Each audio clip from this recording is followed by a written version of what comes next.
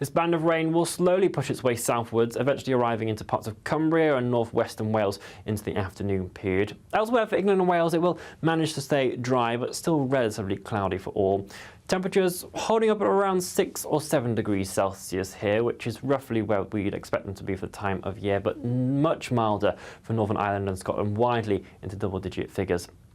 On Tuesday, that frontal system that's bringing the rain will stall itself across more central areas of the UK, but it will also weaken.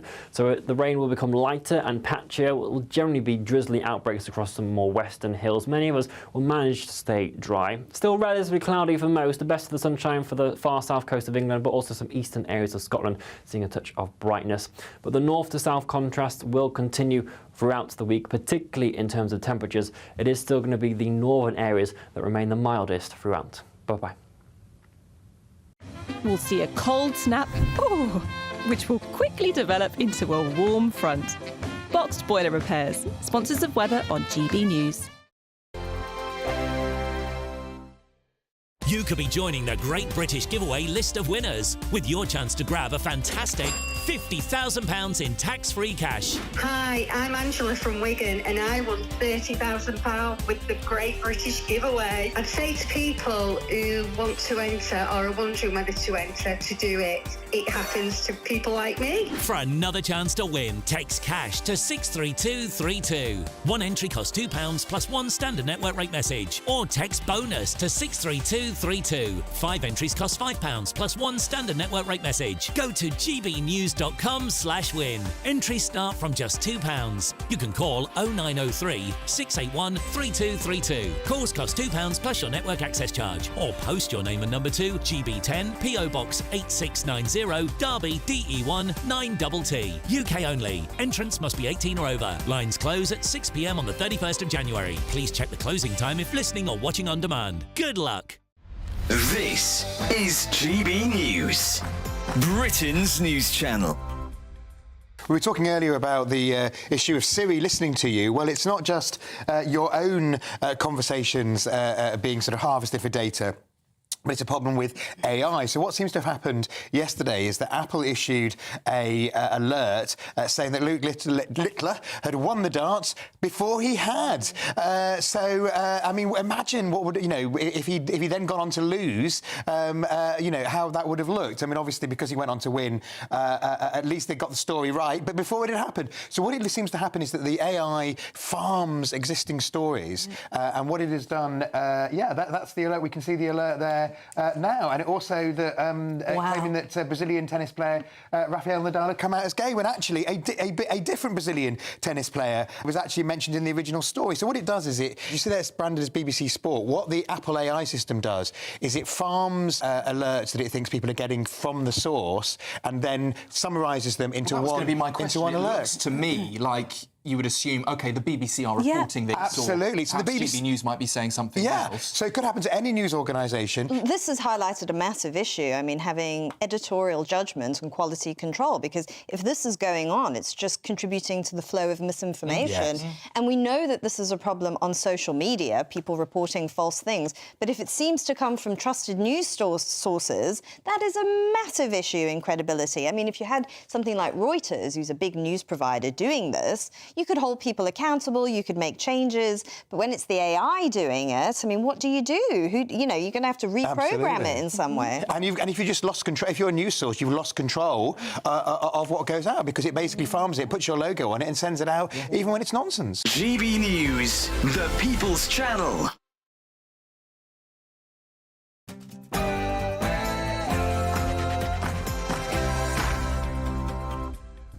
Good evening, this is Ben Leo Tonight with me, Alex Armstrong. Yes, I'm looking after the show while Ben finally gets some well-deserved downtime with his wife and kids.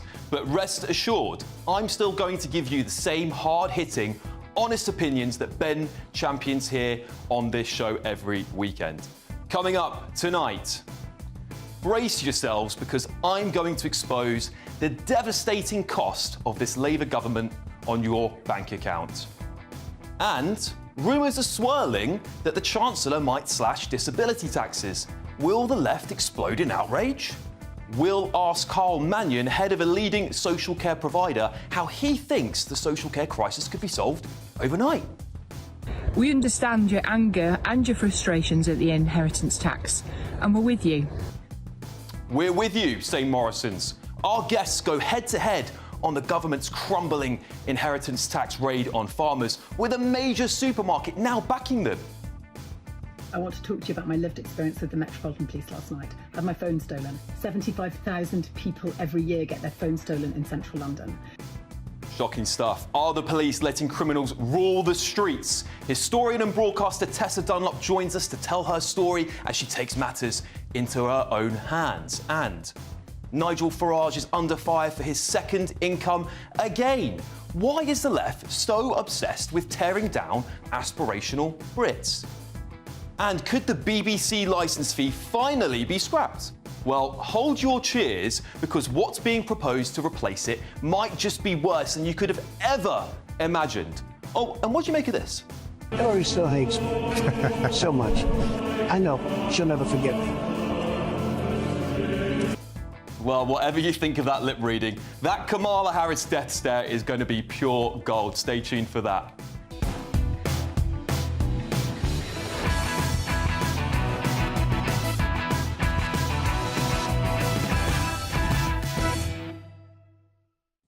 And joining me on my panel tonight, we have former Labour Minister Bill Rammell, political commentator and YouTube sensation Chloe Dobbs, and former Conservative MP Sir Michael Fabricant. A huge 2 hours, but first, let's get your news with Will Hollis.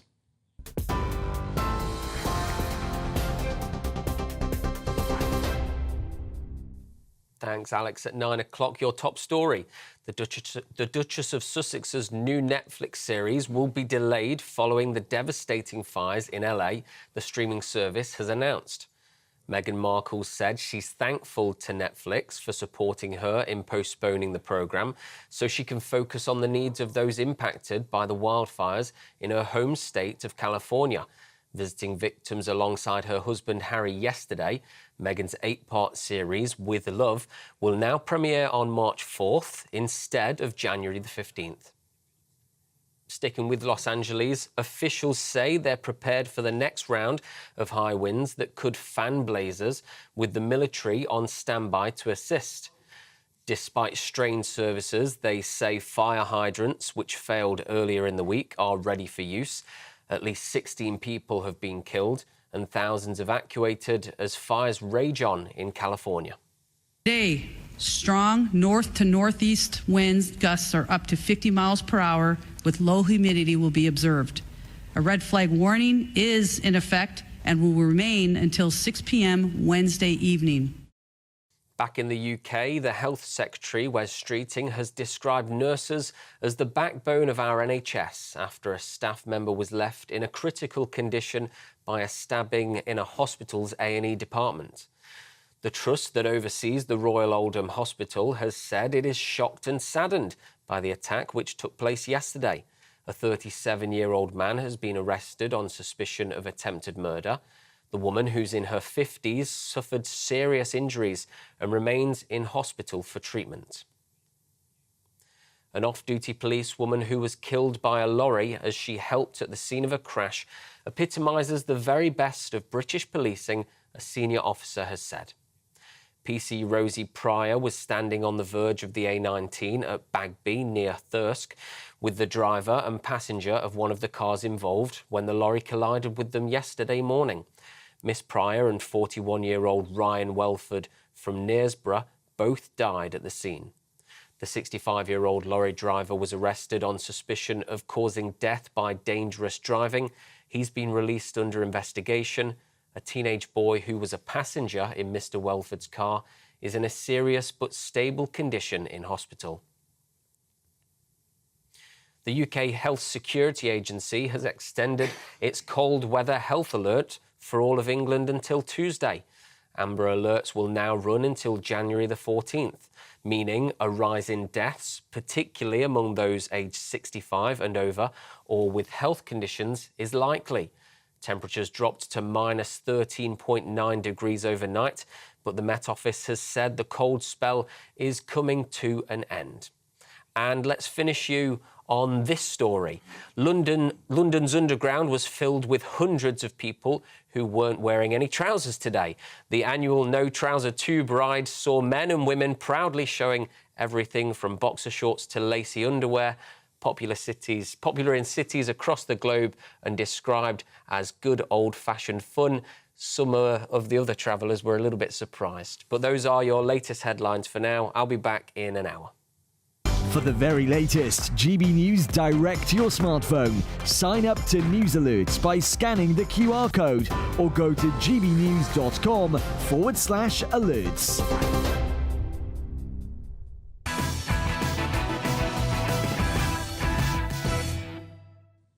The Chancellor's socialist budget has plunged UK markets into a frenzy this week as reality has finally sank in.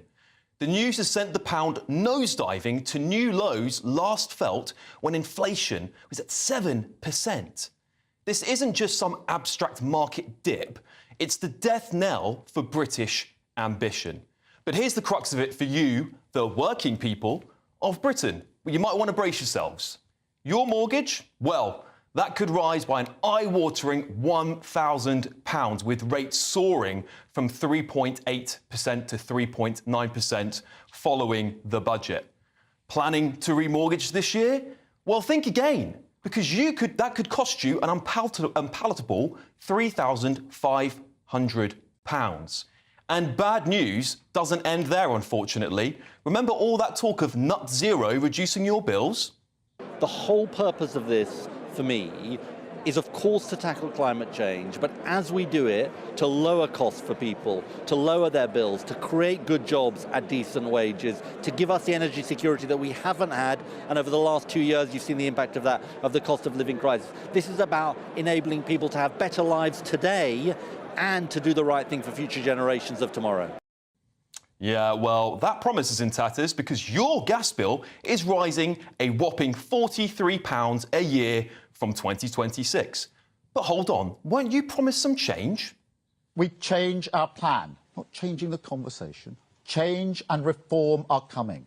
Fixing the foundations, change. Change, a £22 billion black hole of change. Fixing the foundations, change, and plan for change, change. Deliver change. But also change. We all have a stake in change. That's a lot of change. Water bills, well, they're also up 36% over 5 years. And your council tax is also soaring, on average, by £100. I guess that's a lot of change, but it's only coming out of your back pocket. The last time you may have felt the burn of the economy was the media frenzy over the mini budget. So let's look at the facts. Rachel Reeves borrowed far more in her budget than we did in 2022, but with no plans to pay it back through increased economic growth. Government gilt rates for both 10-year and 30-year are higher now than they were back in 2022. Yet at the time, I was smeared by the Labour Party and by members of my own party for having crashed the economy. I faced a 24-hour onslaught from the mainstream media, leaking and briefing. Where are those people now? Where is the outrage from the media targeting the Chancellor and the Prime Minister then? Was Liz Truss the victim of a political takedown? Well, with all this bad news, you might be thinking, do I need a second job? Well, good luck finding one, because businesses are liquidating at record highs and millionaires who contribute 25% of the nation's tax bill, well, they're fleeing en masse.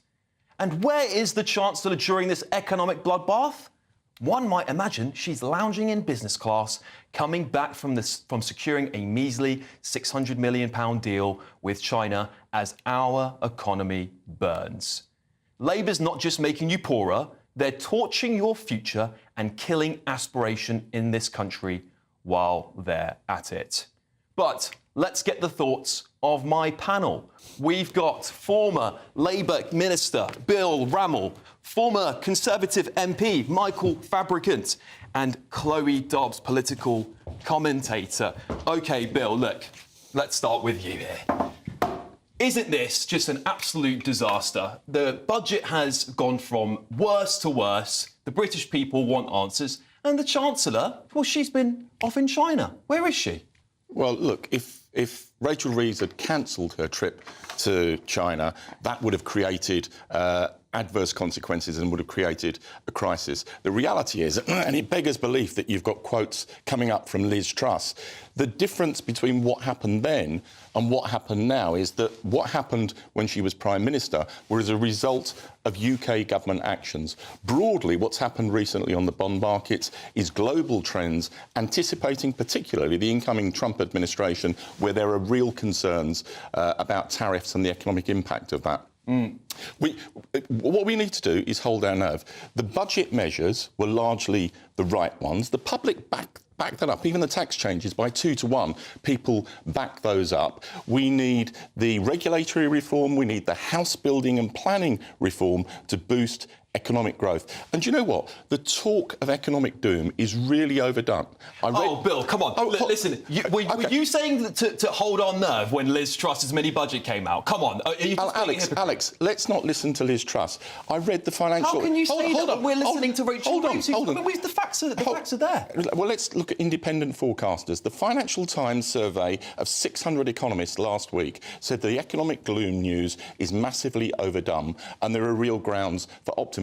The OECD uprated Britain's growth forecast this year in December by 200%. Okay. And just on Thursday, we had M&S and Tesco's with the best Christmas sales figures in years. So, yes, there are challenges as a result of global trends, but what I think the government needs to do is to hold its nerve and see this situation through. Michael, going to bring you in on this one. Yeah, well, I mean, I've listened to Bill. You cannot be serious, Bill. I mean, first of all, the United Kingdom is now doing worse than Greece.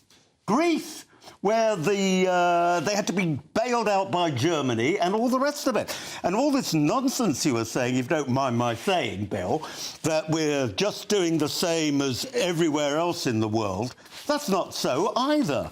Because the economic situation was very poor nationally when Liz Truss was doing it, but at least it was in parallel. We're worse than Greece, we're worse than France, we're worse than Germany, and of course, we're worse than Italy. And that is not dictated by politicians, it's dictated by people who actually control the markets. They're the pension funds, they're other countries in the world.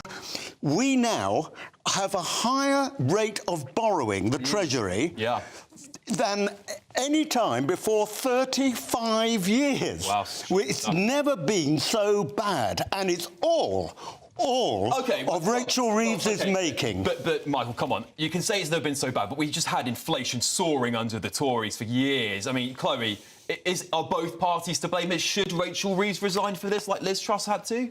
I think that Rachel Reeves should resign, and I also think that the Tories made a heck of a lot of mistakes. I don't think she's got an easy job coming in, but you need to have someone who is qualified and able to handle that difficult situation. This is a woman who was barely qualified in the first place, and then we found out Rachel from accounts, and then we found out she lied customer on her complaint. CV. She was actually customer complaint. To be fair, and now, track record as an economist. I'm sorry, but you do not have to be a genius to figure out that a budget that raises taxes by 40 billion is not going to be a budget for growth that grows the economy. She seems to be surprised that businesses are all coming out and now saying, sorry, we're going to have to sack people, we're going to make cuts, this is going to be terrible for our business. And now she's just running scared. She's not taking accountability at a time when she needs to, you know, come out, do a press conference or whatever and tell the markets, look, we're going to take X, Y and Z action Chloe, that's rubbish. Out. She's just off to China. If chancellors do emergency press conferences, that impacts on the economic situation and that impacts upon the markets. What she's doing the market is already in a frenzy. What she's doing is grappling with global trends. And you talk about what happened under the last government. Part of the isn't that exactly what happened to Liz Truss with the gilt market? we're grappling with market trends. No. She's to blame She for that, was right? the author of her own misfortune. Unfunded tax cuts, sacking the permanent secretary at the Treasury, not having an Office for Budget Responsibility report, all of which massively sapped OK, well, those market are confidence. comms issues, right, Bill? Those are comms issues. And No, they're issues of substance and policy. OK, well, look, Liz Truss would obviously, she's not here to defend herself tonight, but she would also argue the deep state was involved in this, right? Michael, what do you make of the deep state? Is that a real thing? Is this are they trying to, having a look at what's going on with Liz, and then you compare it to what's happening today? I don't believe... State conspiracy? No, I don't believe it was a deep state conspiracy. I think Liz Truss's mistake, and I've discussed it with her, actually, was that she didn't... What did you tell her? I told her, and she agreed with me, that they should... fault? Is that what you said? No. God, you're like a prosecutor. That she should have briefed some of the markets, and particularly the Bank of England, who were selling gold off at the same time, which certainly didn't help. But, there was Blair, not Blair, if only it were Blair, it was Brown, what's his name? I've forgotten his bloody name now. We're talking about Starmer. So many of them. Starmer, the man without a personality, saying it cost hundreds of billions of pounds after it crashed. £4 billion, and it was put straight by the Bank of England. They even had to issue a statement to put the lie to what Starmer had been claiming. Just like when he claimed there'd be no tax rises and there were immediate tax rises. Do you know what, on tax? The tax rises in the budget were necessary, and people by a margin... Why did he say... Why did he say there would be no tax rises? Right. Is it because he's a liar? No, I'm just coming to that point, Michael. Oh, right.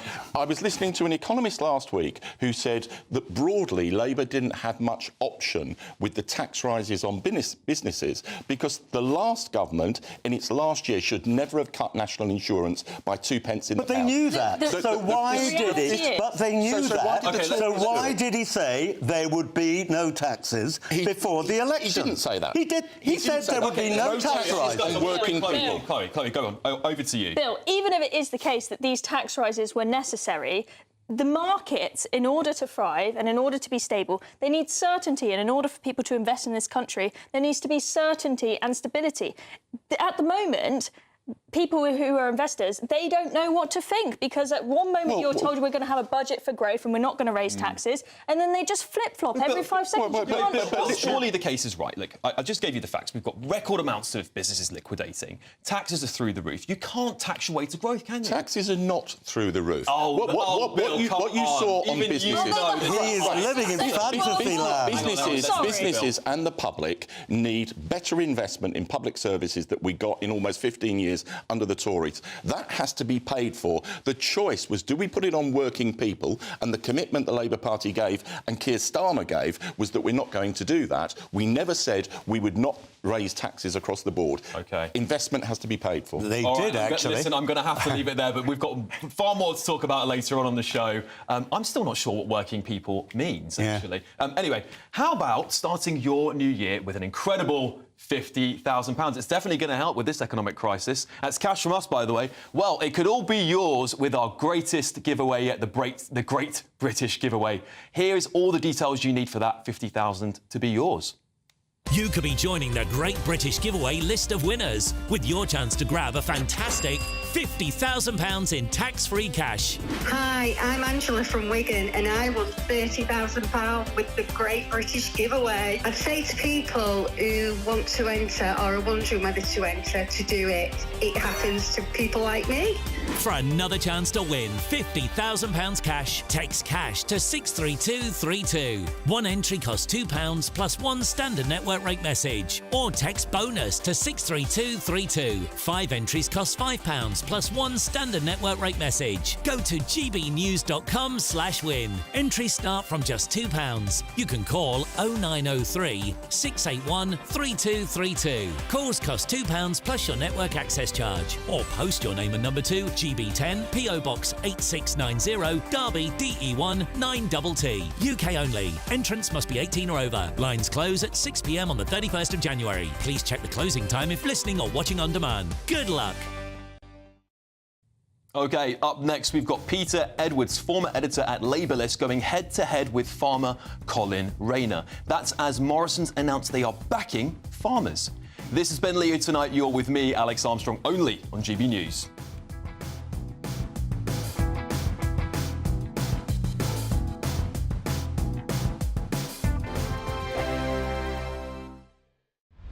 This is GB News, Britain's news channel. And fashionistas are keen to see which new trends are set to hit the catwalk. Well, our next guest is very well placed to share her predictions with us after being a contestant on hit ITV series Dress the Nation, as well as being an upcycling and sewing consultant.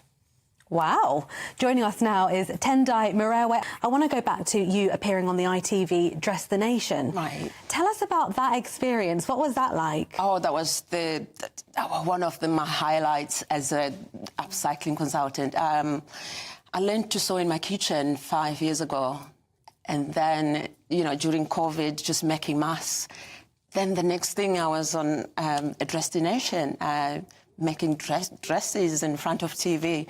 Yeah, it was just incredible. I think we all had all these clothes that we have, but we don't know what to do with them. So mainly I started with men's jackets, taking off the sleeves and putting it like a print on. I've tried this. I've tried taking off my sleeves before. I now have about 3 jackets with no sleeves. I never managed to put them back on. You need to come to a workshop. You need to come to a workshop. I need an upcycling consultant. 2025, what can we expect fashion-wise? I think bold prints are back. People are loving. I think you walk on the streets in frollals and oversized men's jackets. So the exact opposite. We have drastically underperformed this morning. You're just saying not like us. We just woke up this morning and thought it's winter, it's cold, it's grey. Grey, miserable. Is that not the way to go? No, it is. It's still, I think because fashion is expressive. It's whatever you want to express yourself. GB News, the People's Channel. It's Patrick Christie's Tonight, and here we do things differently. It's explaining the absolute madness of this, doesn't it? It's explosive. I mean, this is very good. It's lively. 850. Your government sat there, Sean, and it did nothing. It's controversial. And the Middle East has been in turmoil since before I was born. It's everything you need to kickstart your evening. Everyone's had their Weetabix tonight. I love to see it. That's Patrick Christie's Tonight, weeknights from 9 p.m. Only on GB News, the People's Channel, Britain's news channel. I'm Christopher Hope. From pop stars to politicians, I'll interview anybody in a pub who's got a political opinion. Join me every Friday on Spotify, Apple Podcasts, YouTube or gbnews.com, or wherever you get your podcasts. This is GB News, the People's Channel. I'm Emily Carver. This is GB News, Britain's news channel.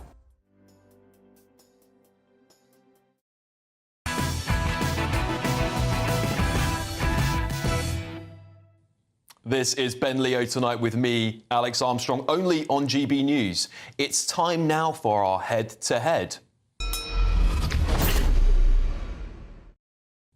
Major supermarket Morrisons has publicly showed their support for farmers protesting the government's planned inheritance tax changes. A potential blow to Rachel Reeves and the Labour Party, it seems. In a video posted on social media, the grocery chain told Britain's farmers it shared their concerns, adding, "We're with you." Take a look. Hi, my name's Sophie Throop. I head up agriculture for Morrisons and we're farmers at home here in Yorkshire. We want to send a message of support today for the whole of the farming community. We understand your anger and your frustrations at the inheritance tax, and we're with you. We share your concerns about the long-term future the inheritance tax is going to have on farms, particularly smaller family farms. Well, with corporate pressure now turning up the heat, is the Prime Minister's inheritance tax derailing? Let me know your thoughts by heading to gbnews.com/yoursay or tweet me at Alex H. Armstrong or at GB News. OK, joining me now is former editor of the Labour List, Peter Edwards, and farmer Colin Rayner. Peter, let's start with you. I think this is a really important topic. Farmers across the country make up 60% of our food supply. Let's just start with the obvious stuff. Why didn't the government meet with the farmers? Are they not exasperating the problem and giving chains like Morrisons this kind of attack line? Well, Morrisons, and when I was a financial journalist, I met Morrisons regularly and understood their point of views. But Morrisons has spoken out now after the government has said the measure is going to go through. So I've a lot of respect for Morrison's. As I understand it, they're a good employer, but they're speaking out where there's no political risk to them because the Chancellor's validated her original budget. So they're trying to shore up their support among farmers, which is not an unreasonable thing to do if you think about Morrison's supply chain, the parts of the country where they've got most of their stores. But Morrison's aren't taking a risk or expending political capital. They're essentially agreeing with people who are part of their supply chain. I completely understand that. And I think I've got friends in the farming community and recognise the vast value they bring to the United Kingdom. But the deficit is over £80 billion.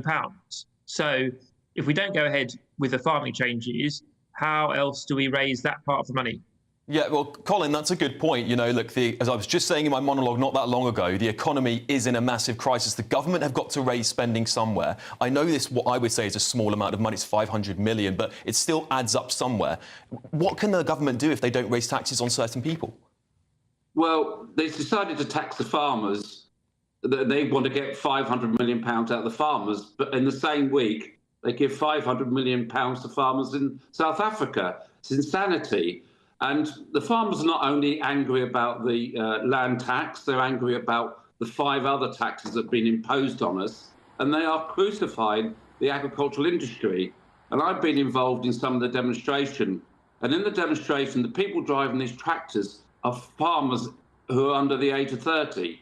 And I've never seen the industry so angry. You've got these young people who are passionate about growing good, healthy food, and we have this government that just wants to attack every agricultural business in this country. They are trying to destroy this country single-handedly by these silly tax rises.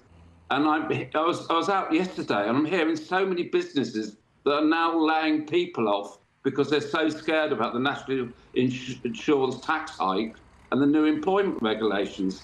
And I think that we're going to head into a massive recession, and the government's going to have to come back and put up more taxes. By putting up these taxes, they're killing the economy. And I've never seen so many farmers out in the countryside angry. And not organised by the National Farmers Union or the Country Landowner Association. These are individual farmers who set up small WhatsApp groups. These are young farmers. And when I was in Oxford this week, when we had Steve Reed come and speak to the Oxford Farming Conference, we thought 6 tractors would turn up, and there was over 50. And these farmers that are angry, they can't see any future. And we're working hard. This is the final straw that's broken the camel's back. And I just think this government is living in a different universe to the rest of us. And I think they need to speak to Morrison's. They need to speak to Tesco's. They need to speak to all the supermarkets, because they know what damage is happening to this government, this country. Well, Peter, is this punishment? I mean, I've seen a lot of commentators say this. Is this punishment on the farmers for not voting Labour? No, and I think it's actually the opposite. And I really don't like that idea. I think, if anything, it's perhaps managerialism, which hasn't had much politics and political pitch rolling attached to it. As I said, the deficit's over 80 billion. Colin rightly quoted the figure raised from the farming tax, which is expected to be around about 500 million. But the number of farms that will be affected annually is in the hundreds. Yet they're between 200,000 and 300,000 farms across the United Kingdom. So we're miles below 1% in terms of any farm, the number of farms that are affected annually. OK, but Peter, look, Colin raised a great point. This is going to raise a measly 500 million. We're talking about giving potentially billions to the Chagos Islands, to Mauritius, to take those islands over for free. This is just a drop in the water. Why are we attacking critical food supply of our country? Hard-working people, hard-working farmers, the working people that Keir Starmer declared he would protect. Farmers work incredibly hard. They work longer hours. They do, so why is he taxing them more then? They can't pick and choose their hours. They face great isolation, and they probably have great burdens on their shoulders, mentally, emotionally, particularly when it's a family business that an office worker might not have. So farmers deserve appreciation. It goes back to this other point. And I worked for the Shadow Treasury team in Labour some years ago. If you've got a deficit of 80 billion, you need to grow the economy more, or you need to make a cut elsewhere, or you need to raise a tax. You can't just magic the money away by saying you like one particular part of society. Peter, all the parts listen, of the economy. And we're potentially magicking away $9 billion to Mauritius to give them islands for free. So you can't say that they're magicking away money to hard-working British farmers when we're spending so much money, as Colin rightly said, even 500 million to 400 million to South African farmers. It doesn't make sense for me, please. I don't know who that's directed at, but the Chagos deal is coming under a lot of pressure, and I'd imagine it's not going to go through in its original form. There has been a bit of an outcry over it. There are others more qualified than I to talk about the Chagos Islands. I suspect it's going to go through a few more iterations before it finally happens. Yeah, well, OK, Colin, look, I know there's been some talk of, food shortages if the farmers go on strike. Do you think that would be good for your cause? Will it not end up being something like the crazy climate people who everyone hates now? Unfortunately, the reason there's so many farmers out on the street is because they've gone and seen their accountants, they've gone to see their solicitors and realise it's going to affect virtually every farm in this country unless you've got one house and 20 acres. And every family's different. Some of these people have been farming their farms for generations. If it only affected the number of farms, as he said, why are all these farmers on the street? And my view is that you've got individuals in Reading at the weekend on Friday. They blocked off the Tesco's distribution centre. Up north, they blocked off the distribution centre in Marsden, which led to no food on the shelves. And these farmers are illegal. Fun? Isn't that illegal to block the highway? No, they didn't. They just drove around. I'm not contemplating that, but But my view is, all the farmers I'm speaking to, we're all on our knees. We've just survived COVID. The farmers fed this country during COVID. We put our families at risk by going to work every day. We put our farm staff at risk going to work every day, put food on the plate. We suffered. We then had 5 years of floods, 5 years of droughts, 5 years. We had our worst harvest on our farm since 1947. OK, bad. Just a final. I mean, it's shocking stuff there. Peter, final word to you on this. You called this a stunt. What if other supermarkets join in? Is it over for Keir Starmer on this policy if he gets that kind of pushback? I didn't call it a stunt, but you might have done. I thought Colin spoke very articulately and very fluently about all the pressures on farmers, which are immense, and wear them a great debt of gratitude. But I'd make this other point, which is, if you've got a deficit of £80 billion, if you don't have this tax rise, what else would we cut? OK, we'll have to leave it there, gents, unfortunately. Sorry, we've run out of time. But I want to thank you both for coming on the show tonight. It's been great to speak to you. OK, coming up next, are you losing faith with the police? Tessa Dunlop is, and she's telling us why. Next. Hello there, good evening. This is your GB News weather update provided by the Met Office. The forthcoming week is all about north to south contrast, and we'll see some of this becoming evident in the overnight period as well, because the winds are going to be picking up in the north with gales widely around coastal districts, and as a band of rain pushes its way into the northwest of Scotland, there'll be outbreaks of drizzle for Northern Ireland as well. Generally a drier and calmer night for England and Wales underneath some clearer spells, but with those clear skies around, temperatures will drop off. Some patchy frost for eastern Wales, parts of southeastern England as well. So as you step out the door first thing on Monday morning, there will still be a chill in the air for these more central and southern areas. A touch of brightness is possible first thing, but generally it is going to be a largely cloudy day for the vast majority of us. We can see where that rain band is going to be sat at 7 a.m. in the morning, pushing into Northern Ireland with some heavier bursts possible over the hills of western Scotland as well. But just notice how much milder it is in the northwest to start off the morning, 10, 11 degrees Celsius already there across the Highlands and the Outer Hebrides. This band of rain will slowly push its way southwards, eventually arriving into parts of Cumbria and northwestern Wales into the afternoon period. Elsewhere for England and Wales, it will manage to stay dry, but still relatively cloudy for all. Temperatures holding up at around 6 or 7 degrees Celsius here, which is roughly where we'd expect them to be for the time of year, but much milder for Northern Ireland and Scotland, widely into double-digit figures. On Tuesday, that frontal system that's bringing the rain will stall itself across more central areas of the UK, but it will also weaken. So the rain will become lighter and patchier. It will generally be drizzly outbreaks across some more western hills. Many of us will manage to stay dry. Still relatively cloudy for most, the best of the sunshine for the far south coast of England, but also some eastern areas of Scotland seeing a touch of brightness. But the north to south contrast will continue throughout the week, particularly in terms of temperatures. It is still going to be the northern areas that remain the mildest throughout. Bye-bye.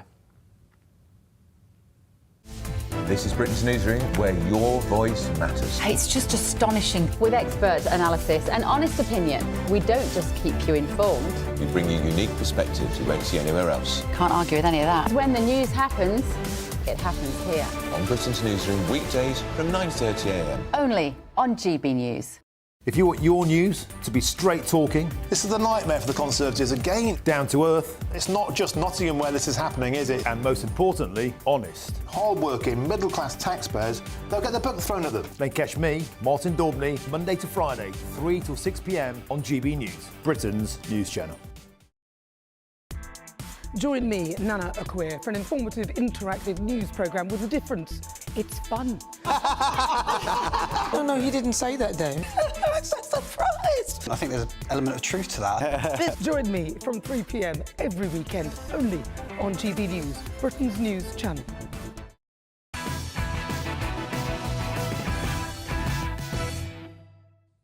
Welcome back. I'm Alex Armstrong, covering for Ben Leo. Now, are you losing faith in our police force? Well, Tessa Dunlop certainly is. That's after her phone was stolen in London. She joins us now to tell her story. Thank you, Tessa, for joining us. I would love it if you could just tell the audience about the experiences you've had over the last few days. Yeah, so first of all, I want to make it clear that I don't consider London a particularly unsafe city to live in. I've been here for well over 30 years, and in that time, I've been mugged once and lost my bicycle a couple of times. But last night, partly due to my own errors, I had my mobile phone stolen. I think as I entered the tube in Oxford Circus, the upshot of it all was I had an interaction with the police, a lived experience that I haven't had for a very long time as a victim of crime. Now, I don't think I would have bothered the police ordinarily on the basis that it was just a phone, although we all know that it's the portal to our entire world now. They cost a fortune. Yeah. They have everything that we value, and it can feel briefly like the end of the world.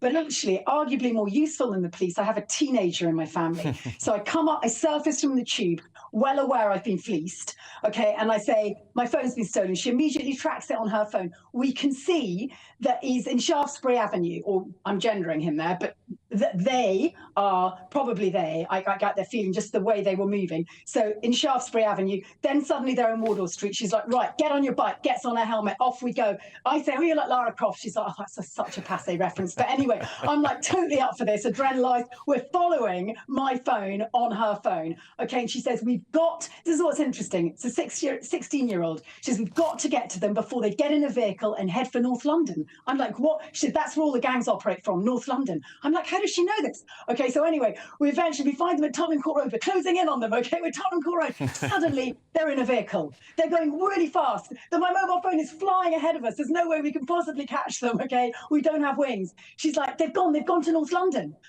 Like, this is devastating. Somehow it's all coming horribly true. Okay, the one thing I should say is my phone had run out of battery. So we're doing this and the phone isn't switched on. By the time we get back to Brixton, where I live, and it's my local police station, I've never had cause to go into that local police station, incidentally, and I've lived here for many years. I says, look, we can see now they've stopped, they're in, and I can even tell you they're in. Where are they? I've still got the address on my phone. Wow. They're in somewhere in North. Here we are, 99 Font Hill, location nearby, N4. And they've plugged in my phone. We've rung it. They've switched it off again. So they're totally onto us. Okay, they know what they're doing. And just watching them, because we were watching them in and around Soho, these guys weren't on a night out. You know, they were working. They were moving really fast on every street that they were in. So I'm like not the only victim. And now we know where they've gone and where they're plugging in their stolen loot. So I'm like, we've got to report this to the police. And it was actually an inconvenience for me because I knew I wouldn't get my phone back. I was actually doing a media gig at 10 o'clock that night, but I'm like, it's my duty. We've got the address. We know where the phone's gone. And even if they don't get the haul tonight, they can put a drawing pin on the board. And if this drawing pin keeps coming up, they know that's a hot spot for one of these gangs and swoop. Isn't that what they do? Have I been watching too many movies? So I go in. Am I talking too much? Do you want to ask a question? No, but this is great. I mean, this is thrilling. Okay, so we go in, we're a bit adrenalised, you know, well, I'm Lara Croft, she isn't, but anyway. So we're there and we've got the address and it's all beeping away. And first of all, you're met with that, you know, that screen. The police have kept up, you know, that I'm plastic suddenly the criminal. Yeah. That plastic screen, I'm the criminal. Well, that's what it feels like. And there's a sign up, unless it's a 999 emergency, you know, go online and register the incident. But I don't have a phone anyway, so I can't. And the whole point is I'm giving them an address, and it's live. You know, at the moment they'll move by tomorrow. As Mara says, 12 hours, they'll be off to China. Those parts. So I'm like, okay, we've got to get on this. First of all, and then eventually a police officer turns up with one of those kind of the slow body language, the kind of no urgency. I get it. It's not her phone. It's not her crime. But is it a stereotype, should we say, Tess? It's like a stereotype, right? You know, a disappointing stereotype. Okay, I'm like, okay, but this is important to me, and I'm a victim of crime. And hear me here. I've got the address. There's a kind of shrug thing going on. What I can hear, because it's quite hard to hear through the person. She gets someone else, another officer. Okay, and he then takes out a piece of paper and a pen and explains to us why the location my phone's at might not be entirely accurate. Right. A bit meh. I'm like, but surely they would go and check anyway, right? But also, or just write it down. And then, actually, this came first. The first telltale thing they said is not our patch. Oh. But it's London. But would you not even just assume, Tessa, that they would just say, we're going to pass this on to the relevant force? Yes. They haven't had their phones nicked, presumably. Just ring the North London Police Force. Give them that address. Tell them it's a hotspot. That's the first thing. Then they say, where did this happen? I said it was on the London Underground. Not our jurisdiction. TfL. You'll have to report that with TfL. At this point, I'm like... But I've seen that the criminals have gone from underground to overground, and they've gone from central London to North London. So we know, obviously, that crime isn't boundary specific. It's fluid. Exactly. And the Met is, my local Met police station is just thinking about its patch, its brownie points. But that's not how crime works. And then I think, fourthly, they could have kind of made good if they'd shown just a speck of empathy. Look, I'm really sorry we can't help you for all those limitations, but, you know, we're gutted for you. We know this is upset. But I didn't even get that. I got better empathy this morning in Brixton with my mobile phone company, with the guy who set me up with a new phone. They rebuilt me. So made me think that this is the most common crime in London. It's a devastating and expensive one. I understand it's not sexual assault. It's not rape. I understand, as my daughter said, Mum, you look a bit like a silly Dulwich mum. But I'm like, but we also know from all last week's grooming gang stories that the police aren't hearing those who don't look like Dulwich mums. And they're not hearing people who come in with more serious stories of assault and crime. So it kind of got me into this existential crisis about where the Metropolitan Police are at. And I speak as the niece of a former commander of the Metropolitan Police. And I think I ended up feeling more devastated about my experience with the police than I did about my mobile phone being stolen, which is arguably kind of predictable if you look at the stats. I'll just give you them quickly. I think it's 77,000 mobile phones stolen in an 11-month period, of which 1% are retrieved. Yeah. 1%. That's pretty shocking stuff, Tessa. Look, I want to thank you so much for coming on the show tonight and telling us your story. We're going to take this away and talk to our panel here about this tonight. Chloe, look, I want to start with you because, you know, as a woman in London, it's becoming increasingly dangerous. I was speaking to another colleague here saying that they don't use the tube at night anymore, they get cabs everywhere. Do you think we're just emboldening these criminals by not arresting people? 1%? of arrest. Tessa was just telling us shocking stuff. Yeah, I mean, I see more and more often now these sort of gangs roaming around London, and they seem to just get away with snatching whatever phones they want. Luckily, I'm always very vigilant, and I know where there are hot spots that I'm always... But you can't enjoy going down Oxford Street and going for a night out shopping because you're just thinking, hey, where's my phone, where's my phone, where's my phone? I had a case, I was in Hammersmith Station, and I was meeting a friend there, and just as I met him as he come off the tube, a gang of, I think there were about 15 of them, all came up, and I was like, what's going on? They just wanted his phone. He refused to hand them the phone, and then they started throwing punches. It all turned out in a fight. Then the police did turn up when there was a huge fight kicking off. But in most But at that point, it's too late, right? Yeah, but in most cases, there's no fight, and then the police aren't interested. It's just anyone who's holding their phone where they haven't got their finger on the top, they'll just snatch it out of you. And you know, you've got to have what they call the London grip on your phone. Exactly, you've got to have that's it. You've got to hold it like that, like it's your whole life. A quick word from both of you, Bill, Michael. Bill, what do you make? Is it London becoming lawless? No, I don't think it is. But what really concerns me about that piece is the lack of responsiveness from the police. Now, I don't robotically say that every minister is a good one in this government, but Diana Johnson, the policing minister, is really effective. Last September, she organised a summit with the phone companies and the police and said this is a priority because the numbers have gone up by 150% in a year. Clearly, that's not getting through to the front line. Michael, real quick word for you on this one. Well, I remember many years ago as a student in Los Angeles, and I saw a woman being attacked by a guy. I thought he was going to kill her. And I phoned up the Los Angeles Police Department, and they said, look, son, you're in Culver City. That's the Sheriff's Department. And I said, well, what's the number? You'll have to look it up. So it's not just in the UK, but I agree, things are grim. Look, this might be becoming a phenomenon all over the West, but thank you to Tessa, thank you to the panel for your thoughts. We've reached out to Metropolitan Police, of course, and they have yet to respond, but thank you all very much for joining me. OK, coming up, forget the reports, forget the commissions. We're joined by a man who's got a 3-point plan to fix social care. But next, your weather. Ready to soak up that holiday sunshine? Won't we need some cover? No worries, all sorted. All Clear Travel Insurance sponsors GB News Travel Destinations Forecast. If you're about to jet off to the Mediterranean for some winter sun, then west is certainly best at this time. It's high pressure that's in charge across parts of Iberia into southern France to provide relatively fine conditions at the moment, but further towards Italy and around the Adriatic towards Turkey as well, we've currently got some heavy rain, even heavy snowfall across inland areas. This will be continuing over the next couple of days or so, but is expected to ease during the forthcoming week. All Clear Travel Insurance sponsors GB News Travel Destinations Forecast.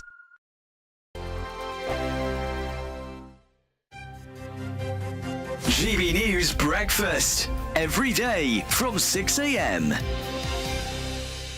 Lauren, let's start with this, shall we? How children's TV may be harming, not helping young minds. Yeah, so this is an article in the Express today, a big double-page spread as a result of some new research in a new book that's coming out by a child psychologist, saying that children's television, and I think perhaps more importantly, the way that children consume television and video product now is perhaps not as healthy for them as we would hope it would be, and there's quite some distance from children's television of the past, of the sort of the Bagpuss and Clangers and Ivor the Engine era. And I think what's interesting about this is particularly the how children's television is consumed angle, because children are now put in front of screens significantly more often than they were certainly when I think we were growing up. The content that they are consuming is not great for their brains and their learning and development, which Floella Benjamin of children's television fame is now leading a big crusade to say that some of this is really, really bad for children. These days, they're not watching the TV that we all watched when we were growing up. They're not even watching GB News in the morning. What are they thinking? Would you believe it? But they are watching this absolute drivel all day long on YouTube, and because obviously all our TVs are now connected to the internet, or they're getting TikTok on their TV. It's not even, so they don't even necessarily have to have smartphones or iPads. They can just watch this stuff on TV, and it is rubbish. They are watching it and they're obsessed with it. Oh God, Skibbity Toilet or something. Have you heard of this? No. No? Well, you'll have viewers who have got who are parents of sort of 13-year-olds, and this Skibbity Toilet thing is, they're all obsessed with it, and this is a really annoying sort of theme tune or thing that they sing at you. GB News, the People's Channel.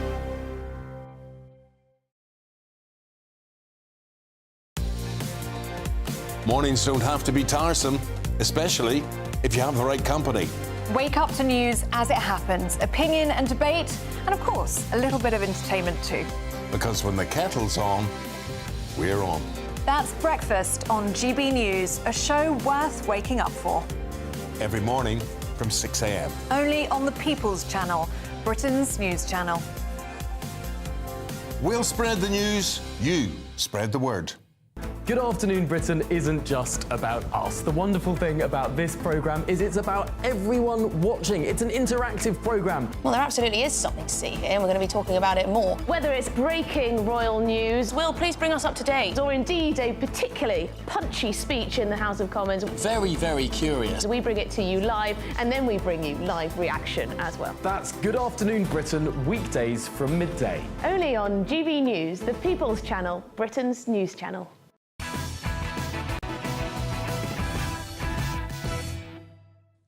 Welcome back. A frontline care operator says Britain's social care crisis could be solved overnight rather than waiting for a government commission's report in 2028. The report, which won't deliver interim findings until next year, is set to investigate a shortage of care workers amongst other issues. Forecasts suggest 500,000 more care workers are needed to tackle the mounting crisis over the next 15 years. Well, joining me now is social care operator Carl Mannion.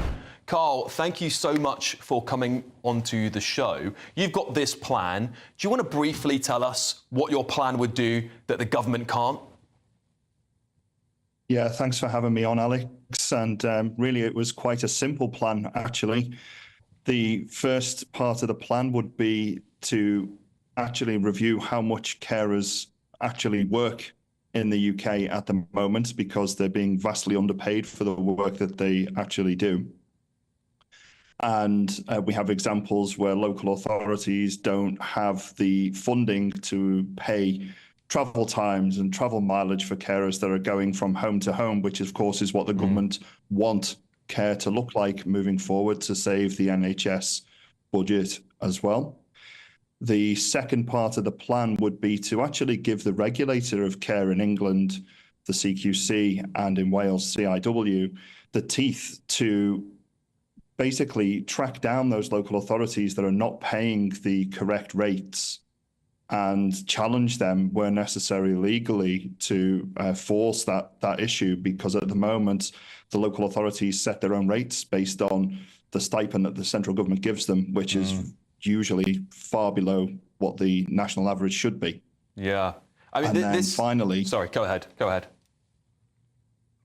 It's okay. And then finally, the other issue was we really feel that there should be a national forum that has business involved with the civil service and with the regulators, so that we can, on a monthly or at least quarterly basis, allow for really clear dialogue to see what's actually happening in health and social care on the ground, so that the people making the decisions have access to that data in real time.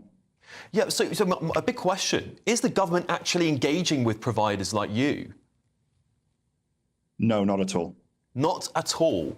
That's absolutely shocking stuff. You guys are on the front line, so you know exactly what's necessary. How are you going to get the government's ear on this so they actually start listening to you?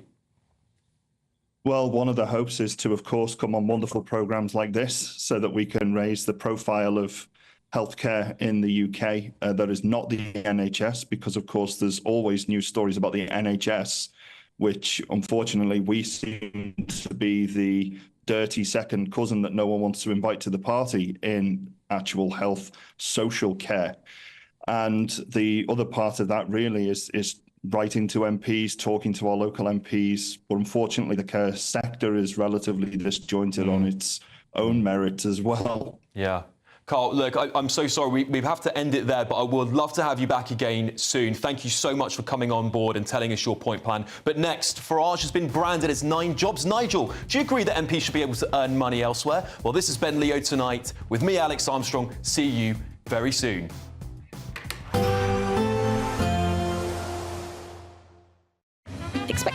front, moving from the kitchen right through to the rest of the house.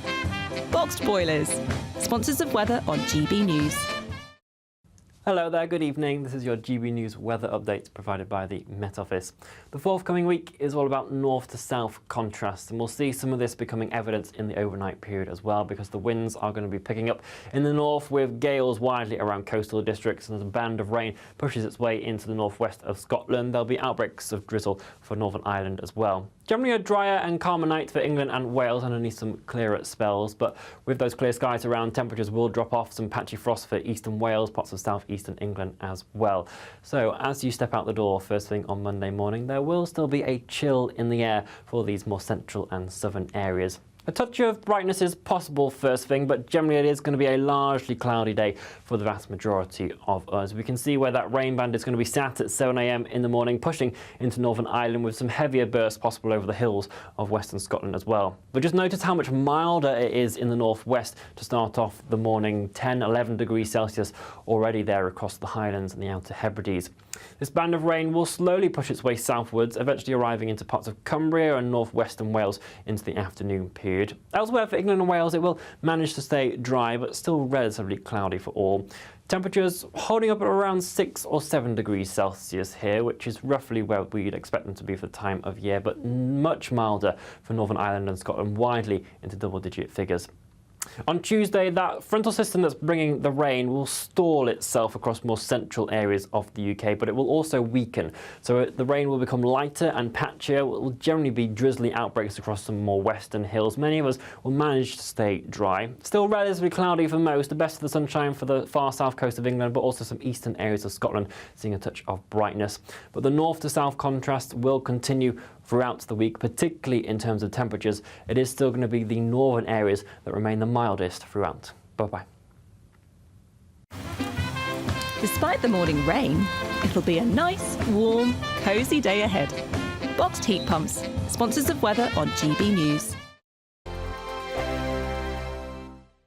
Don't miss your chance to win our biggest cash prize ever, an incredible £50,000. That's tax-free cash to spend on anything you like this year. What would you spend it on? £50,000 could buy those treats you've always dreamed of having. And just one entry into the Great British Giveaway really could make £50,000 cash all yours. For another chance to win, text cash to 63232. One entry costs £2 plus one standard network rate message. Or text bonus to 63232. 5 entries cost £5 plus one standard network rate message. Go to gbnews.com/win. Entries start from just £2. You can call 0903 681 3232. Calls cost £2 plus your network access charge. Or post your name and number to GB10 PO Box 8690 Derby DE1 9TT. UK only. Entrance must be 18 or over. Lines close at 6 p.m. on the 31st of January. Please check the closing time if listening or watching on demand. Good luck.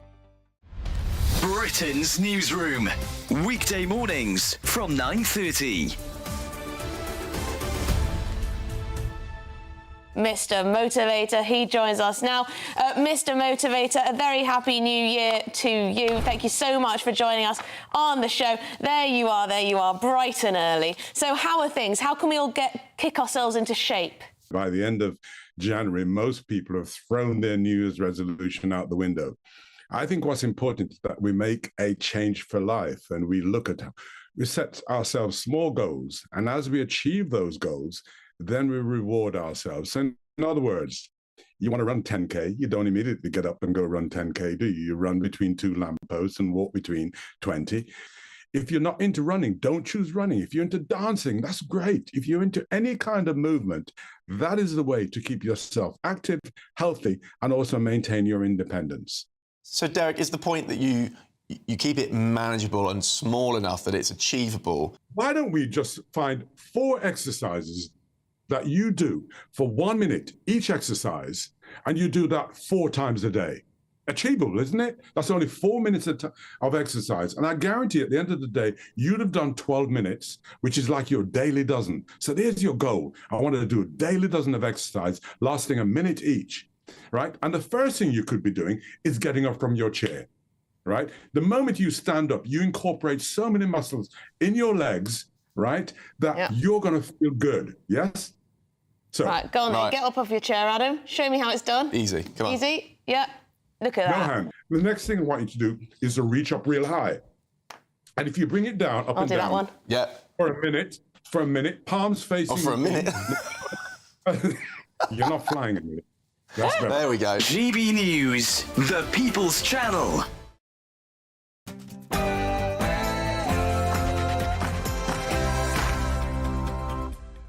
Good evening, this is Ben Leo tonight with me, Alex Armstrong, and if you're just tuning in, I'm covering for Ben while he takes some very well-deserved time off. But rest assured, while I'm in the hot seat, nothing is off limits and nobody gets off the hook. Coming up tonight on the show, Nigel Farage is under fire for his second income again.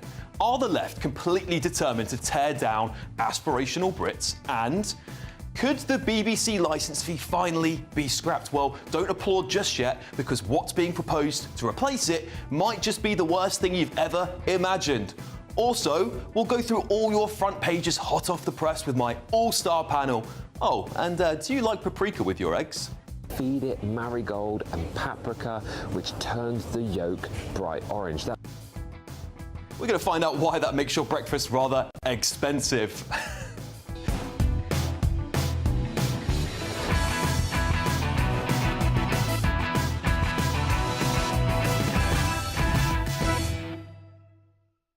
Well, still with me is former Labour Minister Bill Rammell, political commentator Chloe Dobbs, and former Conservative MP Sir Michael Fabricant. We've got loads to bring you in the next hour, but first, let's get your news with Will Hollis.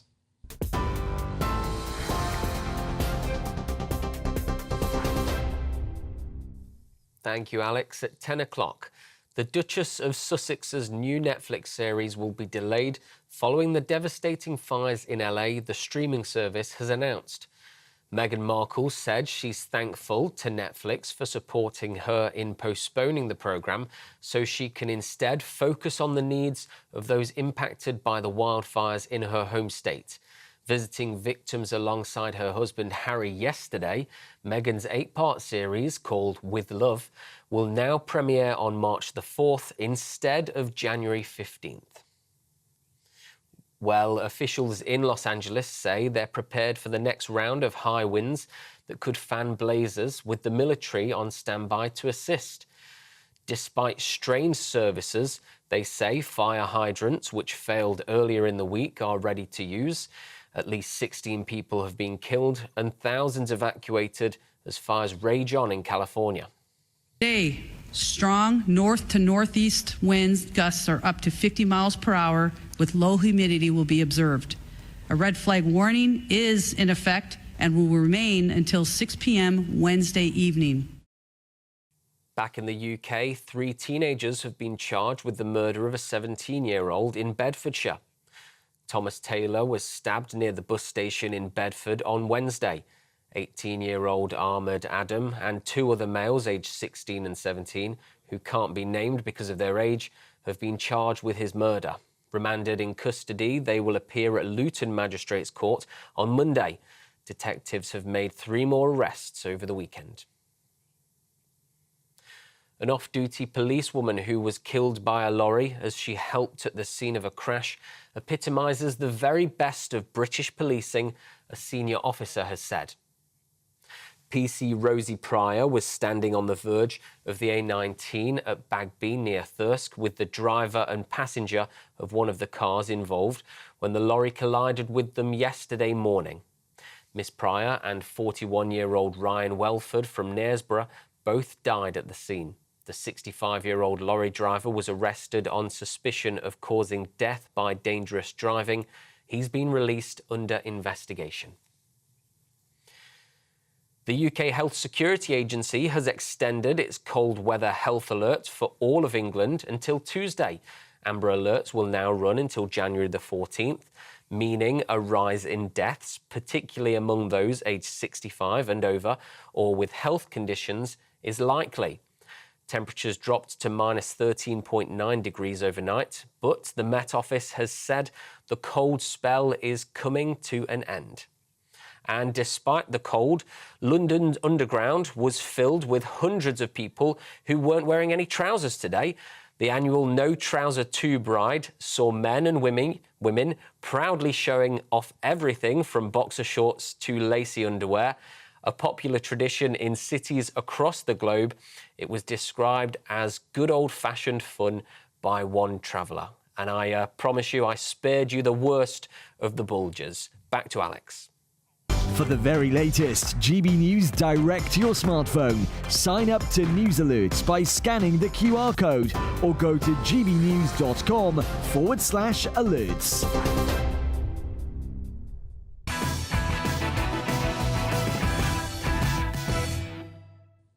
Nigel Farage is making the headlines again today, with the Daily Mirror branding him 9 jobs Nigel. The paper claims his side hustles have earned the Reform UK leader over £500,000 in less than 6 months. His earnings outside Parliament, including selling tax-free gold bullion, means his £91,000 MP salary is his worst paid job. That's what they say. This comes just months after Labour's pledge to clamp down on second jobs. At the time, Farage dismissed it as an attack on successful, hard-working people. Any conflict of interest between being an MP and coming here 3 evenings a week for an hour. And by the way, if there are crucial votes, I just won't be here. I don't see any conflicts of interest whatsoever. I'd like to think that through programmes like this, what we actually do is take what's really happening in politics and bring it to a bigger audience.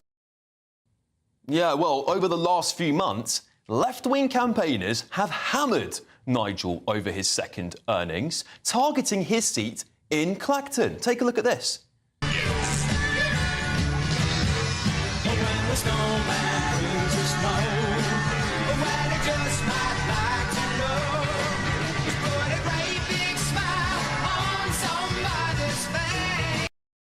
Yeah, well, the left have been raging in the press about donors having too much influence in British politics recently, yet seemingly they stayed quiet about others, like the Prime Minister, who pocketed hundreds of thousands in Parliament last Parliament. Behind some of these numbers is a human story, and it's all important sometimes just to explain what the story is. I go back to what you claimed in opposition: 4,500 on holiday accommodation, 16,000 on clothing, nearly £3,000 on glasses, over £35,000 in football, concert tickets, rugby, the races, over £17,000. You know, despite all that, I'd say the people of Clacton aren't easily fooled. They see Nigel for what he is: a proven leader who's won national elections, runs successful campaigns, and gives ordinary people a voice in his work here at GB News. The people of Clacton are an aspirational people who applaud his success because they want the same for themselves and their families. The real question is, who would you rather see in Parliament? Career politicians who've never left the Westminster bubble, or business-savvy leaders with real-world experience? But let's get the thoughts of my panel. We have got former Labour Minister Bill Rammell, former Conservative MP Michael Fabricant, and political commentator Chloe Dobbs. Bill, I'll start with you. Why do the left constantly attack people in positions of power and aspiration? Surely Nigel Farage is an example to millions of people across the country. He's inspiring lots of young people at the moment to be better, to be bigger, to make more money. That's what we want, right? Well, let's deal with the substance of the issue. When I was an MP and a minister, it's no exaggeration, I worked about 80 hours a week. How any MP can have a second job or a third job or a fourth job whilst doing that essential work as an MP is beyond me. And, you know, the government has already made changes, for example, restricting the ability of MPs to advise on public policy. I think that's a good move. They're not actually stopping, as I understand it, within the proposals, MPs from hosting television shows, as Nigel Farage is doing. But the ultimate arbiter of what's acceptable and what's not acceptable is the electorate, and it will be the people of Clacton. And Nigel Farage, at the very least, has got questions to answer. You know, 9 jobs. Yeah, but he got a landslide in that election, right? I mean, no, he didn't. Yes, he did. He absolutely stormed it. Was he 40%? No. It was closer to 30% on a split. On a split Labour opposition. won the national election on less than that. Yeah, absolutely. But he didn't get a landslide. Look, he's got 9 jobs, earning over £1 million a year. Within his declarations, he says he works 22 hours a week on non-parliamentary activities. I think he's going to have to answer for that. And at the very least, there is an impression, if not a case, that the electorate in Clacton are being taken for a ride. Well, Michael, come on, look, you've been an MP as well. I mean, a lot of MPs have second jobs. Keir Starmer made a lot of money in the previous Parliament, as I said. Is this just hypocrisy? Are we just targeting Nigel Farage because he is Nigel Farage? Oh, I certainly think it's that. But I'll agree with Bill on one thing, because the ultimate arbiters will be the electorate. And either they'll agree with you, Alex, and say, you know what, he's aspirational, he's actually making us try and achieve what he does, or they'll say, oh, he's just a rich bastard. Can you say that at this time of night? I mean, do you not think the people of Clacton knew this before the election? I mean, of course they did. That campaign group had posters up all over Clacton. Of course they did. But it's more important to actually look at, is it a good thing that MPs have outside interests? Now, you're quite right when you said, do we want monks? Do we want people who've never actually... I came in, I started off as a broadcaster on Radio 4, and then I started setting up radio and television stations in 48 countries worldwide, and I came to the House of Commons with some knowledge of business, unlike Rachel Reeves, but we won't go back to that story again. The point is, though, that I don't think there's anything wrong per se in having outside interests.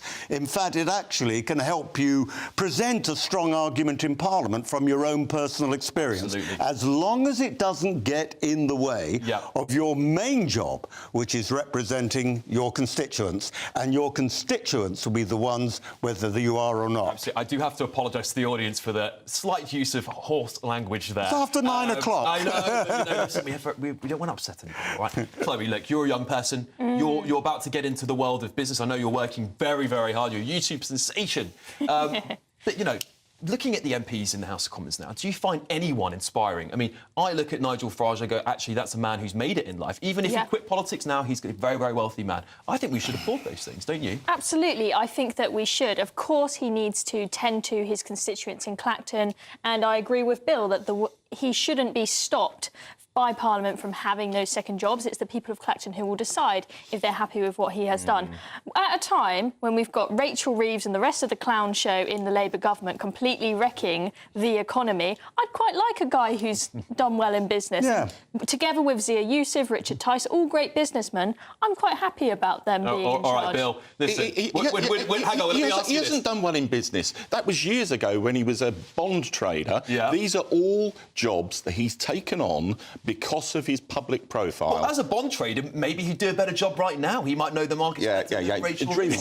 But look, ultimately, and I'm not hair-shirt about this, I think you can take on some second jobs, but it's about proportion. Farage is now head and shoulders in terms of external earnings above any other Member of Parliament within the House, and I think that is a concern. He also says, look, he's an MP and he's a party leader, and he's still got 22 hours a week he can devote to external activity. That begins to stretch the bounds of credibility to me. Maybe he just organises his office well, Bill, and he's got good staff. They call it 9 jobs, but some of these are just passive income streams. So one of them he's 22 hours a week? No, but one of them he's got down as only, say, 4 hours a week, for example. 4 hours a month. He sets up passive income streams. He needs to make sure... Chloe, I mean, look, let's just... because I don't know whether the public actually care about this, if I'm being honest with you, but what I think they do care about is whether we've got donors influencing that politician, or whether they're able to step away from a job and go, actually, I'm not going to do that job anymore. Like, what's the difference to the public, and who do they care? I think that the people of Clacton will care if they see that Nigel Farage is completely disregarding his duties to them. I agree with In that. terms of the general public, I think they will be concerned if they don't think Nigel is putting in the work to organise the Reform Party. They really have got to pull their act together. I think they're doing a fairly good job so far, but they've got a heck of a big task ahead of them if they want Nigel in number 10 in 2029. He is not going to have time to spend half of his week on other jobs selling tax-free gold and whatnot when he's got that to run. So he's going to have to... Italian MPs earn about £400,000 a year. Maybe we should be paying MPs more. What do you say about that, Bill? Should we pay him more?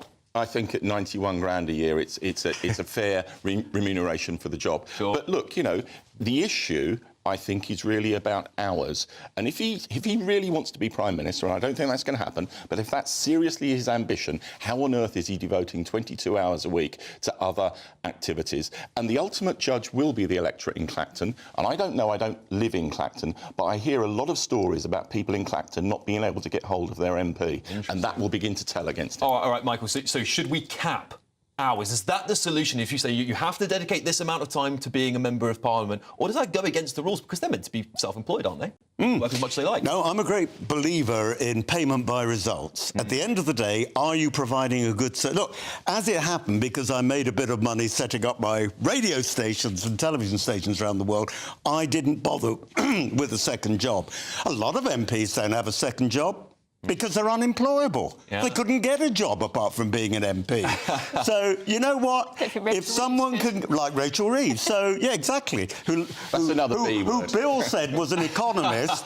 She did an economics degree. No, she lasted 2 years at the Bank of England as a junior trainee and then worked for HSBC because she was told she didn't have a future in the Bank of England. Let's be straight about that. Look, Rachel's not here to defend herself, so we can't, you know, that may very well be true, but it may very well not be true. Chloe, listen, would you rather see career politicians in Parliament? And there's a good argument to be made, actually, for career politicians. They know Parliament inside out, they know the rules, they know how to navigate the system. Or would you, as a young person, prefer to see more aspirational people, a bit like how Elon Musk and Donald Trump's a businessman, right? We want to see more of that in British politics? I prefer to see people who have done something for themselves in the world, have experience that they can bring in. I would love to see businessmen in the cabinet. The current cabinet we've got is pretty much almost all filled with people who have just been living off the public purse their entire lives. They don't understand business, and that is starting to show now, very sadly. I do think it's good to have a few people that are young in Parliament,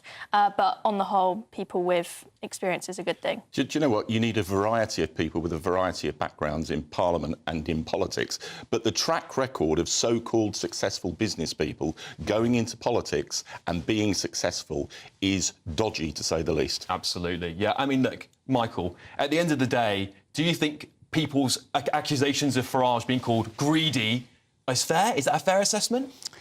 It may be fair, it may not. But you know what? I don't think anybody cares. I don't think the electorate cares. What the electorate cares about is he a good MP? And as Bill said, you know, is he accessible to their members? Is he accessible to his constituents? That's what's important. And I think if you're doing 22 hours a week on other business and you're overseas in America a lot of the time, I struggle to see how you're accessible as a constituency. You're only jealous because he's going off to the inauguration of President Trump. Admit it. I mean, look, personally, I'd love to see more business people in politics. Thank you, guys. We'll be back with you shortly. But how about, talking of money, how about starting your new year with an incredible £50,000 in cash from us? Well, it could all be yours with our great British giveaway. Here's all the details you need to make that £50 yours. £50,000 yours, not 50. You could be joining the Great British Giveaway list of winners with your chance to grab a fantastic £50,000 in tax-free cash. Hi, I'm Angela from Wigan and I won £30,000 with the Great British Giveaway. I'd say to people who want to enter or are wondering whether to enter to do it, it happens to people like me.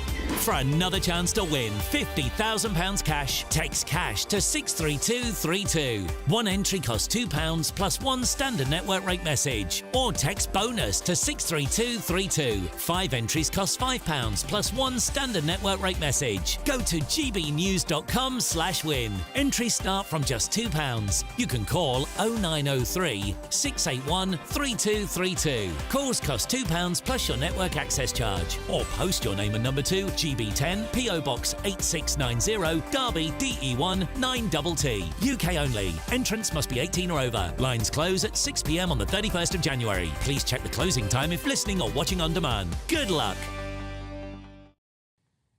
Well, after a difficult 2024 for the BBC amid falling income and presenter scandals, it has emerged today that the government is considering scrapping the licence fee. Well, I'll be joined by TV and radio broadcaster Alex Dyke for more after the break.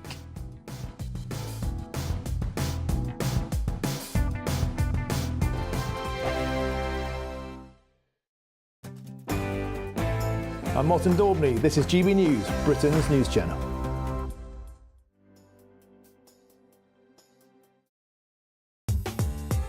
I'm Christopher Hope. From pop stars to politicians, I'll interview anybody in a pub who's got a political opinion. Join me every Friday on Spotify, Apple Podcasts, YouTube or gbnews.com, or wherever you get your podcasts.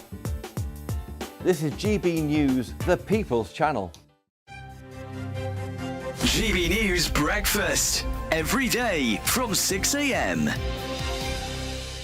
Now, in the first Film Awards ceremony of the season, the Golden Globes 2025, we need to get used to that, commenced overnight. Stephanie Tetchy to talk about all of this. Good morning. Morning. Well, we know the Oscars are like the creme de la creme of film award shows, but it's the Golden Globes which sets the trend, because who we see picking up on the Golden Globes, we tend to see picking up at the BAFTAs, at the Oscars. So last night was a good indicator of what's to come. I would say it was a big year for musicals. We've had this film, Emilia Perez, starring Selena Gomez, Zoe Saldana. It's about a Mexican drug cartel who changes gender, and it's an operatic musical. So the plot sounds crazy, and in fact, it's a musical as well. It was a big night for Demi Moore. Oh, I love At the her. age of 62, she's just picked up her first film award for The Substance, Best Well Actress. done to her. It's an amazing film.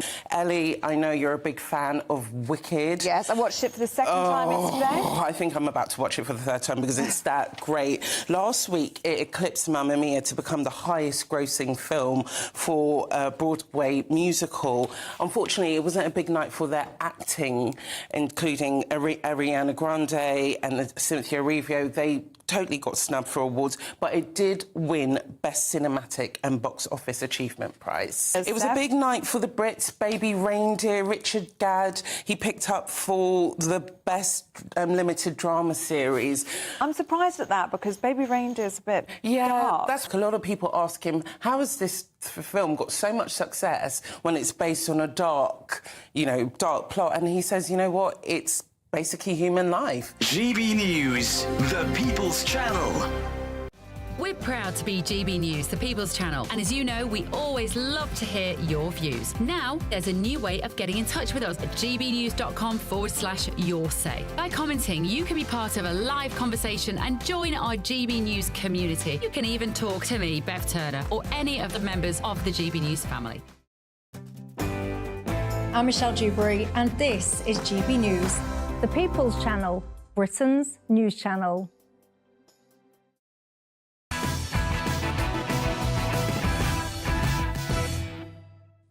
Welcome back. Well, the BBC licence fee could be scrapped by the end of 2027 and replaced by funding from general taxations.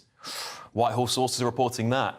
Culture Secretary Lisa Nandy is considering giving effective ownership of the BBC to the public, believing that the licence fee is not financially stable. The annual cost of the TV licence is due to rise to a whopping £174.50 this April and will increase in line with inflation until 2027. That doesn't bode well. This comes as 2024 was a difficult year for the broadcaster amid falling income, declining viewing figures and numerous scandals involving presenters.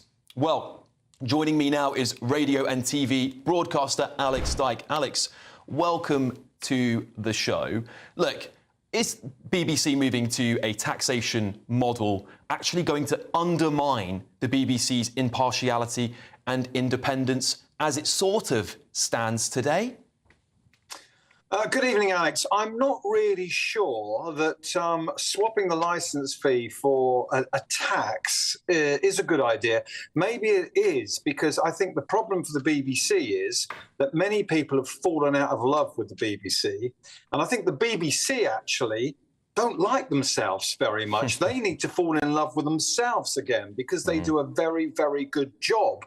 But, you know, we often say this, don't we, about schools at the moment are teaching British history in a different way, a history you shouldn't be proud of, a history that maybe you should be ashamed of. Yeah. And I feel the BBC mood, as an outsider now and someone who's no longer in it, is a little bit similar to that. And I think the BBC's problem is it gives fabulous value. You said a whopping £170. Well, that works out at about, is it £3.50 a week or something? And you think how much people are paying for Netflix. The last time I looked at my Sky bill, it was about £75 a month, and I don't even have all the channels. I think for the BBC, they spend eye-watering amounts of money on crazy things. Like, do you know, Alex, how much the new EastEnders set cost the BBC a couple of years ago? I dread to imagine, but please tell me. £87 million. Wow. Then they spend another 30 million a year making the soap. I think it's that kind of stuff that doesn't do them any favours. They have a lot of nice-to-haves, like Radio 1 Extra, Radio 4 Extra. We don't need those. I don't need the BBC to make me a chill-out playlist. And nor do you. But You've got a phone. Listen, Alex, some might argue, I'm not necessarily saying it's me, but some may argue, BBC is a valuable asset to Britain. It's important on the broadcasting spectrum. It pushes our values out to the world with things like BBC Worldwide. I mean, is it worth losing it over this? No, it's not. Alex, I am a fan of the BBC. The BBC and I had a great relationship until they decided to end it. But I'm a fan of the BBC, and I love the BBC, and I want it to work, but I want them to stop making these silly decisions. BBC News, whatever you think about it, is respected around the world. Yeah. They've made some brilliant documentaries and some brilliant dramas in the last 60 years, and I think that's what they've got to get back to. Well, I just want to pick up on something you were saying earlier, by the way, because I think it was really important. You're saying the BBC might not be in love with itself anymore. Is that a hiring and recruitment problem? Because they're coming under fire for ridiculous things. Some would slam as woke things. I remember the famous, "We Were Always There" video that went viral a couple of years ago. I mean, is this the kind of stuff the BBC's just got to self-reflect? Is that part of their recruitment problem? Is it just the people who work there now? Well, there's a couple of channels that are seen to be very, very brave, and GB News is one of those. And I'm a massive fan of GB News, and I watch it all of the time. And when I'm in my car, I'm listening to GB News Radio because I find it an honest, refreshing, truthful channel. And a lot of the media and a lot of companies, whether it's Marks and Spencer or Waitrose, you know them, BMW, Jaguar, look at their new advert. They've all gone woke. And the BBC is an extreme example of that. And I think that's been a big turn-off for a lot of the licence fee payers. And people should want to pay the licence fee and be proud to be part of the BBC. I don't think the tax really is going to make any difference, Alex. Yeah, I mean, look, final word to you on this one, but my main concern is if we put it into government hands, essentially, we're going to get the political party of the day deciding what goes on there, and I think that's very dangerous. Do you agree? I do, and I'll tell you why. I think the BBC should go into advertising and sponsorship. They won't do it because they say if they do that, then they're not impartial. But ITV has been broadcasting the news in an impartial way for 60 years, and they've sold airtime like all of the other news channels. So I think it's time the BBC The trouble with the licence fee is it's outdated. It was designed for a different world. I think what they've got to do, Alex, is they've got to... This next programme is brought to you by our friends at Sears or whatever, or this drama, and they've got to get back to making great dramas and great documentaries. Educate, inform and entertain. Alex, I would absolutely agree with you on that. Unfortunately, we've got to wrap it up there, but thank you for coming on tonight. Coming up on the show tonight... Hillary still hates me so much. I know. She'll never forget me. I love that clip. A lip reader gives their take on that viral chat between supposedly fierce rivals Donald Trump and Barack Obama. And let me say, Kamala Harris certainly does not look happy. But next, I'll be diving into tomorrow's front pages with my lovely panel. Please don't go anywhere. This is Ben Leo Tonight with me, Alex Armstrong, live on GB News. Hello there, good evening. This is your GB News weather update provided by the Met Office. The forthcoming week is all about north to south contrast, and we'll see some of this becoming evident in the overnight period as well, because the winds are going to be picking up in the north with gales widely around coastal districts, and as a band of rain pushes its way into the northwest of Scotland, there'll be outbreaks of drizzle for Northern Ireland as well. Generally a drier and calmer night for England and Wales underneath some clearer spells, but with those clear skies around, temperatures will drop off. Some patchy frost for eastern Wales, parts of southeastern England as well.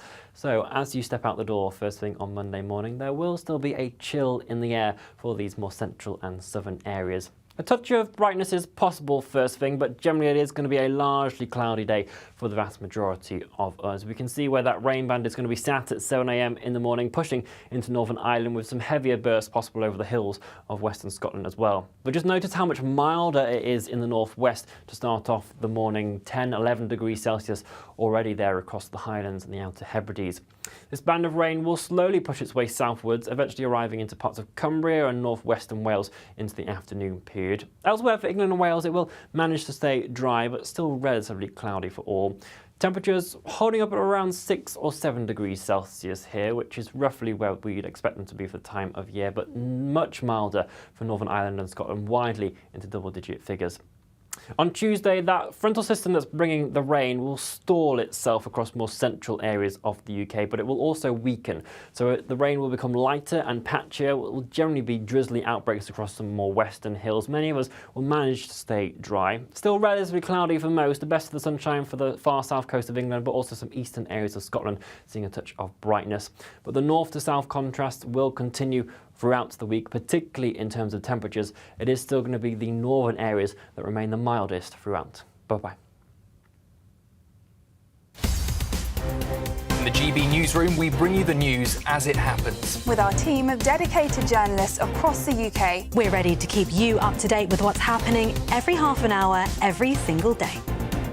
Bulletins here on GB News, the People's Channel, Britain's news channel. Thank you, Britain. Thank you for watching. Thank you for listening. Thanks for subscribing. Thank you for your support. It's you that make us the People's Channel. As we reflect on our journey so far, we're filled with immense gratitude. You mean the world to us. We couldn't have reached this point without you. As a very special thank you, we are giving you the chance to win one of 50 GB News thank you boxes. They're worth £50 each. For full terms and conditions, and to enter, just go to gbnews.com/thank you.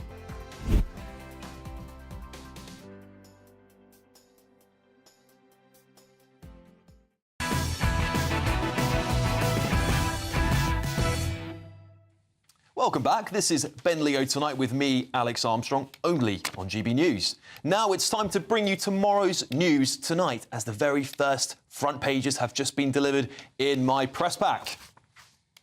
OK, up first, we have got the Metro. LA lawless. Fury as wealthy hire private firefighters to save homes. A-listers accused of hogging water for garden sprinklers. Homeless beg for basics. Looters warned, we'll shoot you. OK, moving on to the Mirror. stab horror in A&E. Victims, life-changing injuries after assault in front of staff and patients. A nurse was stabbed during her shift at a busy casualty department in front of horrified colleagues and patients. That is a shocking, shocking story. Moving on to The Sun. La Dolce Cheetah. Kyle off to Italy with wife Annie. Love cheat Kyle Walker is lining up a move to Italy, supposedly leading on The Sun. OK, moving on. The Eye. Grindr dating app linked to dozens of child sex abuse cases. Yet The Eye's reporting 4 young boys, including 2 under-13s, were raped by men they met on the popular app, according to police reports last year. More shocking stuff. The Daily Express. Britain under tax assault from inept Labour. No, the Daily Express never hold back, do they? The UK is under attack from Labour, which is causing huge misery for millions, James Cleverly says today. Moving on to The Telegraph. Cabinet told cuts must be ruthless. Treasury warns of difficult decisions as markets put economic plan under pressure. OK. Panel, look, I think actually let's start with this ruthless cut story, because I think this is really interesting. Bill, are we moving back to the Cameron years of austerity because Labour have run out of options with the economy? I don't think we are. It may be. I mean, look, you know, I made the point earlier. These are global forces. The global borrowing costs have gone up. The government needs to manage it. What is clear that the fiscal rules will not be breached. So there's going to be no increase in borrowing. There will not be further rises in taxes. It may be that down the line there needs to be some pay restraint and some public spending restraint. I think we're too early to make a judgment on that. Interesting. And you know, I think the critical period will come in 3-4 months' time, particularly when we get the OBR report, and we'll be able to make judgments then. Michael, look, this Telegraph report here on the Cabinet saying cuts have to be ruthless. It's quite strong language here. The problem is, of course, that we're now paying higher interest rates than the government or anybody else expected. And it is far worse than what's happening in other countries. As I said earlier, it's worse than Greece. So you can't just use the excuse, so it's happening everywhere, because Greece is one of the weakest world markets, and yet the markets believe that we're even weaker than that. So they've got a very clear choice. They do want to stick to their fiscal rules. It'll either mean more taxes and/or they're going to have to do cut. Chloe, what do you make of that? Because, you know, Rachel Reeves has made such a big splash about, that's it, we're not doing any more tax rises, I'm sticking to my fiscal rules. Is she going to have to break them? Has she got any manoeuvrability? Well, she says that she's going to have a war on waste in the public sector.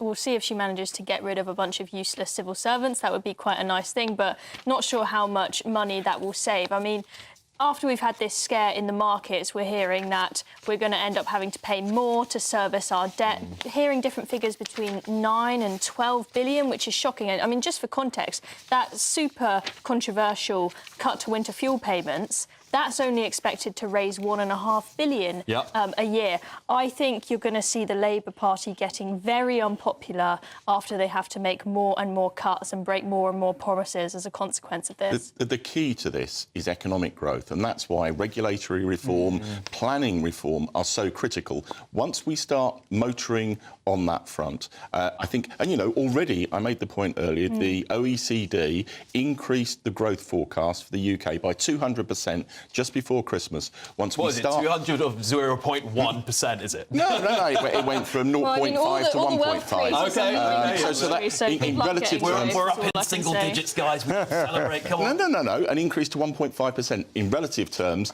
after 6 months, that's a big increase. And I'm always happy to hear economic growth in the country. I don't care who's in power. Yeah, absolutely. And that's what we need. But and still lower than our competitors. 9 months' time, you will see a very different situation. Michael, do you think if the Tories are in power now, they pledged a ton of tax cuts, you know, let's put it bluntly. Do you think that would have been a sustainable pattern of growth for the country? Probably not. They've had to raise taxes again like Rachel Reeves has had to do? Probably not, but not as much as Rachel Reeves. And why? Because Rachel Reeves' whole strategy has been one that businesses have said is unsustainable. And why is it? Well, we've already criticised Rachel Reeves. I won't do it again.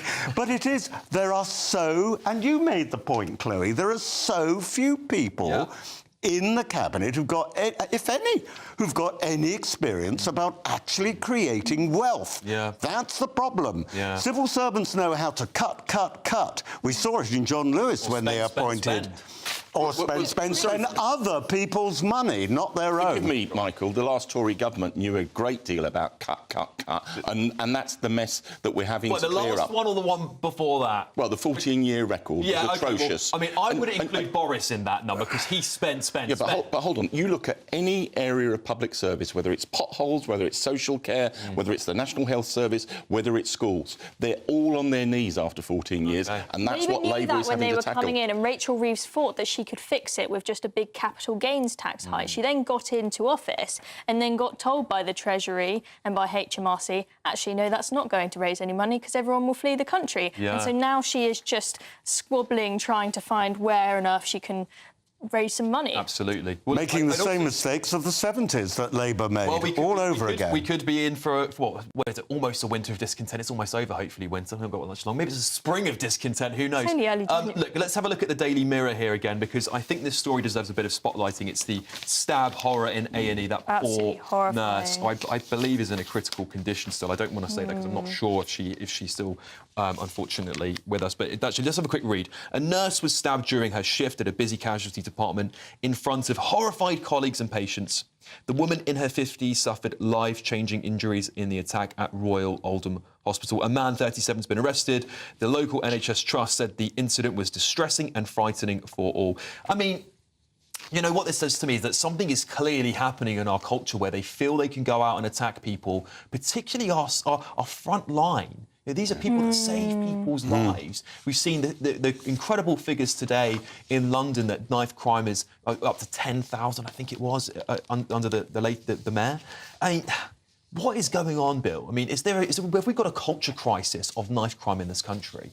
Well, look, you know, I made the point earlier that generally crime rates have not gone through the roof. Actually, in most categories, they've fallen. The one exception since 2015 is knife crime, where the numbers have gone up by about 85%. And I think that is a huge and an enormous concern. Too many young people are carrying knives because they think they're safer, when actually the reverse is the case.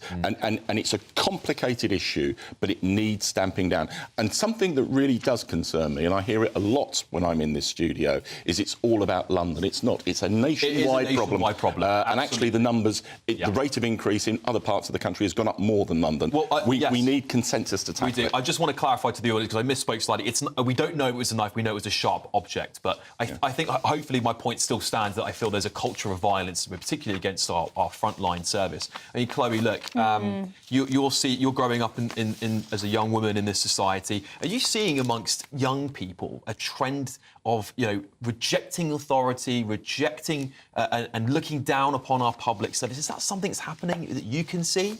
I mean, not amongst my peers personally, but just what I'd say about this is it used to be the case that you would think, oh, I don't need to worry about knife crime if I'm not in one of these gangs. It's only gang members stabbing other gang members. Sure. But now we're seeing more and more stories of just innocent members of the public who've done nothing wrong being the victims of this. This has happened in a hospital. Are we going to have to start worrying about this in schools? You know, I don't want kids in this country to end up like kids in America, where they have to do drills all the time of getting under the tables and whatnot and hiding from shooters. Do we want the same thing to happen, where kids have to be trained all the time in schools worrying about if someone's just going to come in the classroom with a knife? I don't want us to get to that point. No, we have to crack down on knife crime. We need stop and search. That's been, you know, not used where it needs to be out of fears of racism. Yeah. Well, I mean, I feel we just need a general crackdown on violence in general. I do agree with your sentiment, Chloe. Michael, look, I mean, obviously, NHS wait times are through the roof. I heard reports of someone who was waiting on a trolley for 50 hours to get seen in A&E.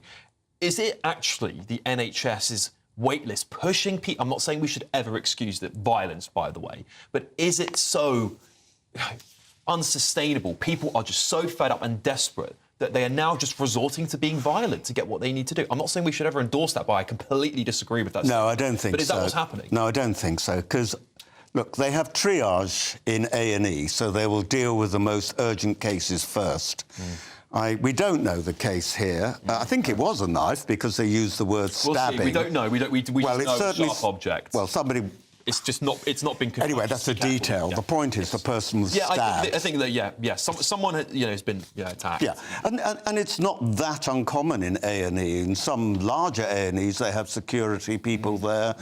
Sometimes they have police officers there to make sure that this doesn't happen. So, sadly, this is not a one-off. There's also a broader point about we've gone from being a very deferential society to one where there's almost contempt for anyone in a position of authority. Yeah. And I think this contributes to it. And, A&E does see people at their worst at the end of the day. I think we have to acknowledge that. And, at their lowest points of their life sometimes. And, there's a lot of emotions that run heavy in there. But, we're going to change of tone here because Donald Trump and Barack Obama clashed fiercely in the run-up to last year's US election. So many were left wondering what were they giggling about at Jimmy Carter's funeral, though.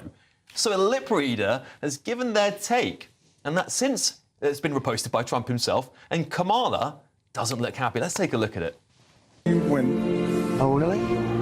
Oh, come on. Anyone could beat her. She's just... I was just as a pawn. Hillary still hates me. So much. I know. She'll never forget me. Did you see that? She won't even look at me. Really? I think that's just absolutely brilliant. I mean, we obviously cannot verify if that lip reading was accurate, by the way, so I don't want to mislead anyone, but either way, isn't it just a good laugh just to see? And I thought it was quite fun to see the two of them actually talk. So Trump was doing all the talking, Biden had to do all the listening. Well, that wasn't he asleep? I think Obama, yeah. Actually, it is funny when you see these things. And I recall when Trump was first elected at his inauguration and he gave this long, rambling speech. Across the party divide, George W. Bush turned to Bill Clinton and said, well, that was some seriously weird, I better say, S-H-I-T. Apologies if anyone put that together. But you're right. I mean, I think at least, if anything, Trump is hilarious, in my opinion. He always comes out with some funny... He's very charming and he clearly can get along with anyone. And it's always... The Labour Party has his charm. Yeah, it's always nice to see in politics when people of different opinions can still, at the end of the day, have a good natter. Absolutely. All right, coming up, we'll be going through the rest of tomorrow's front pages with my superstar panel. And are we being scammed when we're buying our eggs? Why your yolks are so dark and orange when you pay money for a Burford Brown and an... Well, this content creator will be revealing what really is turning the yolks orange. This is Ben Leo Tonight with me, Alex Armstrong. See you soon.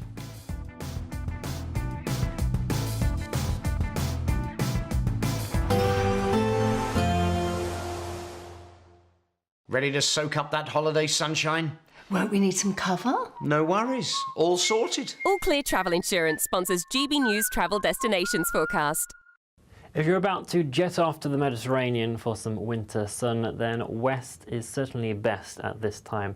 It's high pressure that's in charge across parts of Iberia into southern France to provide relatively fine conditions at the moment, but further towards Italy and around the Adriatic towards Turkey as well, we've currently got some heavy rain, even heavy snowfall across inland areas. This will be continuing over the next couple of days or so, but is expected to ease during the forthcoming week. All Clear Travel Insurance sponsors GB News Travel Destinations Forecast.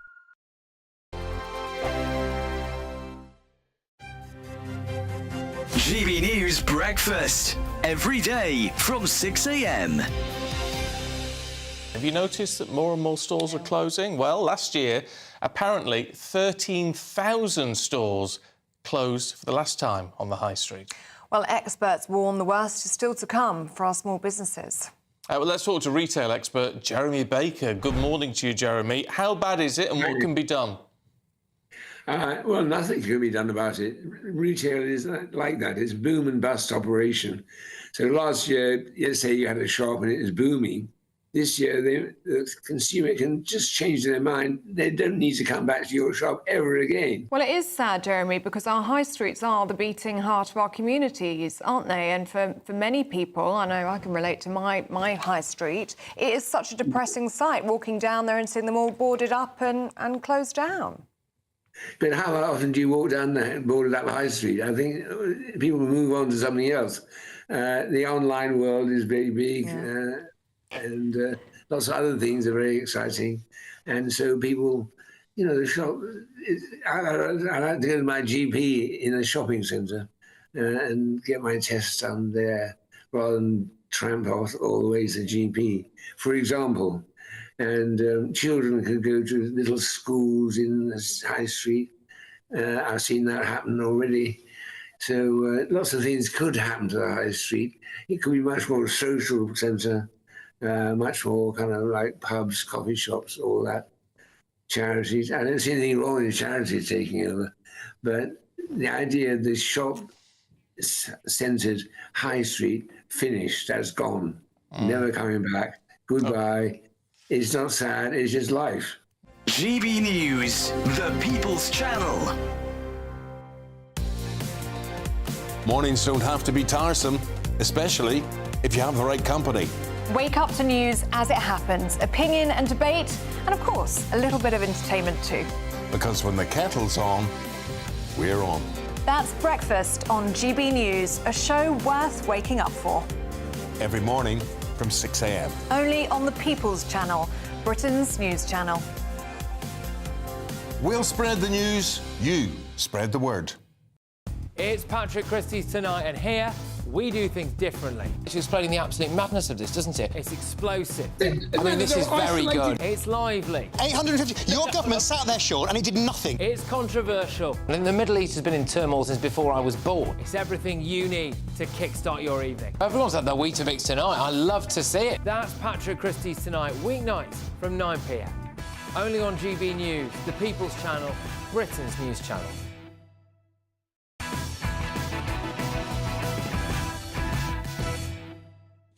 This is Ben Leo Tonight with me, Alex Armstrong, on GB News. It's time to return to the liveliest paper review on telly, and we've got more front pages have been delivered hot off the press. First up, we've got The Guardian. OK, they're leading with schools to potholes, huge expansion of AI in the public sector. Starmer to announce massive investment in AI despite fear of effects. They've also got a really interesting story we should come back to here, which is 1/5 of young shun democracy. Quite shocking stuff. Let's look at The Times.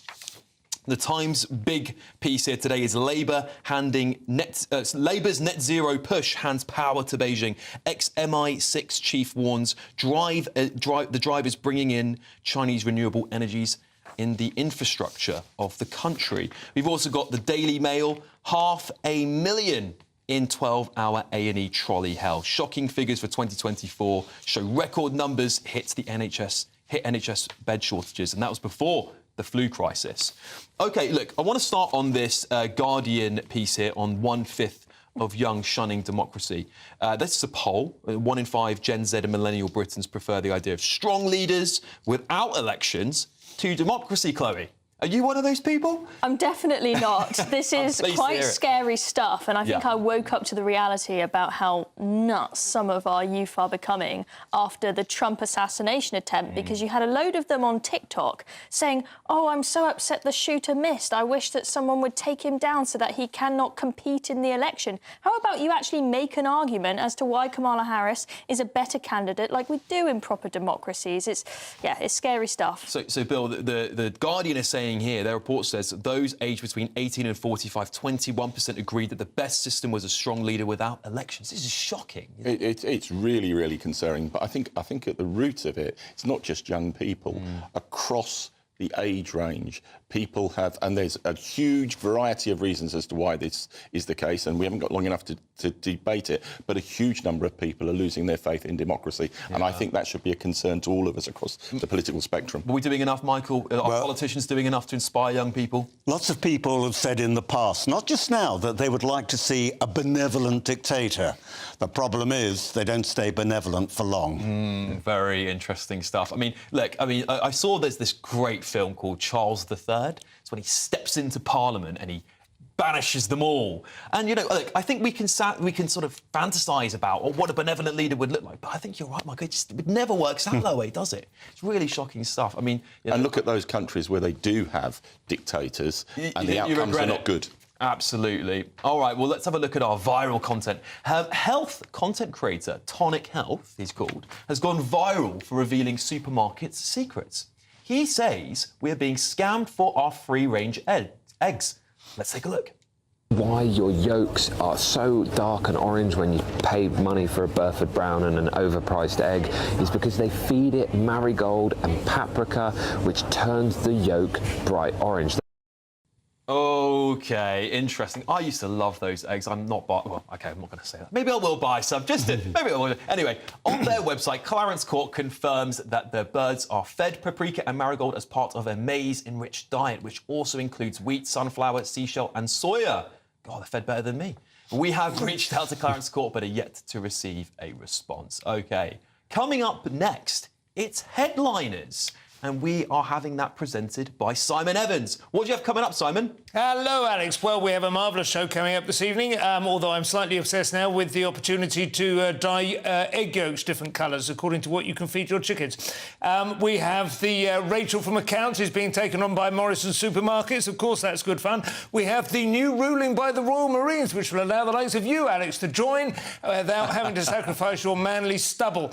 And we will be looking, of course, at the rise of the far right across Europe without the balancing effects of Britain now that we've left the EU. Germany and all the rest are lurching to the right. Who could have foreseen that coming? We, on the other hand, have a very sensible coalition in store for 2029. So those are the stories that we'll be exploring in headliners very shortly. Oh, I'm sure it's going to be a great show. I mean, I love the beard. I think you'd look great in the Royal Marines, Simon, actually. I'm sure they still have you, actually. Thanks very much. Looking forward to the show. And a big thank you to my panel. I'm back next Saturday, and Patrick will be with you from tomorrow at 9 p.m. Next up, of course, is Headliners. Thank you all for tuning in, and a massive thanks to the great production team here in the gallery. Mel, you've been great. Thanks for looking after me, and thank you again to the panel. Have a great night, everyone.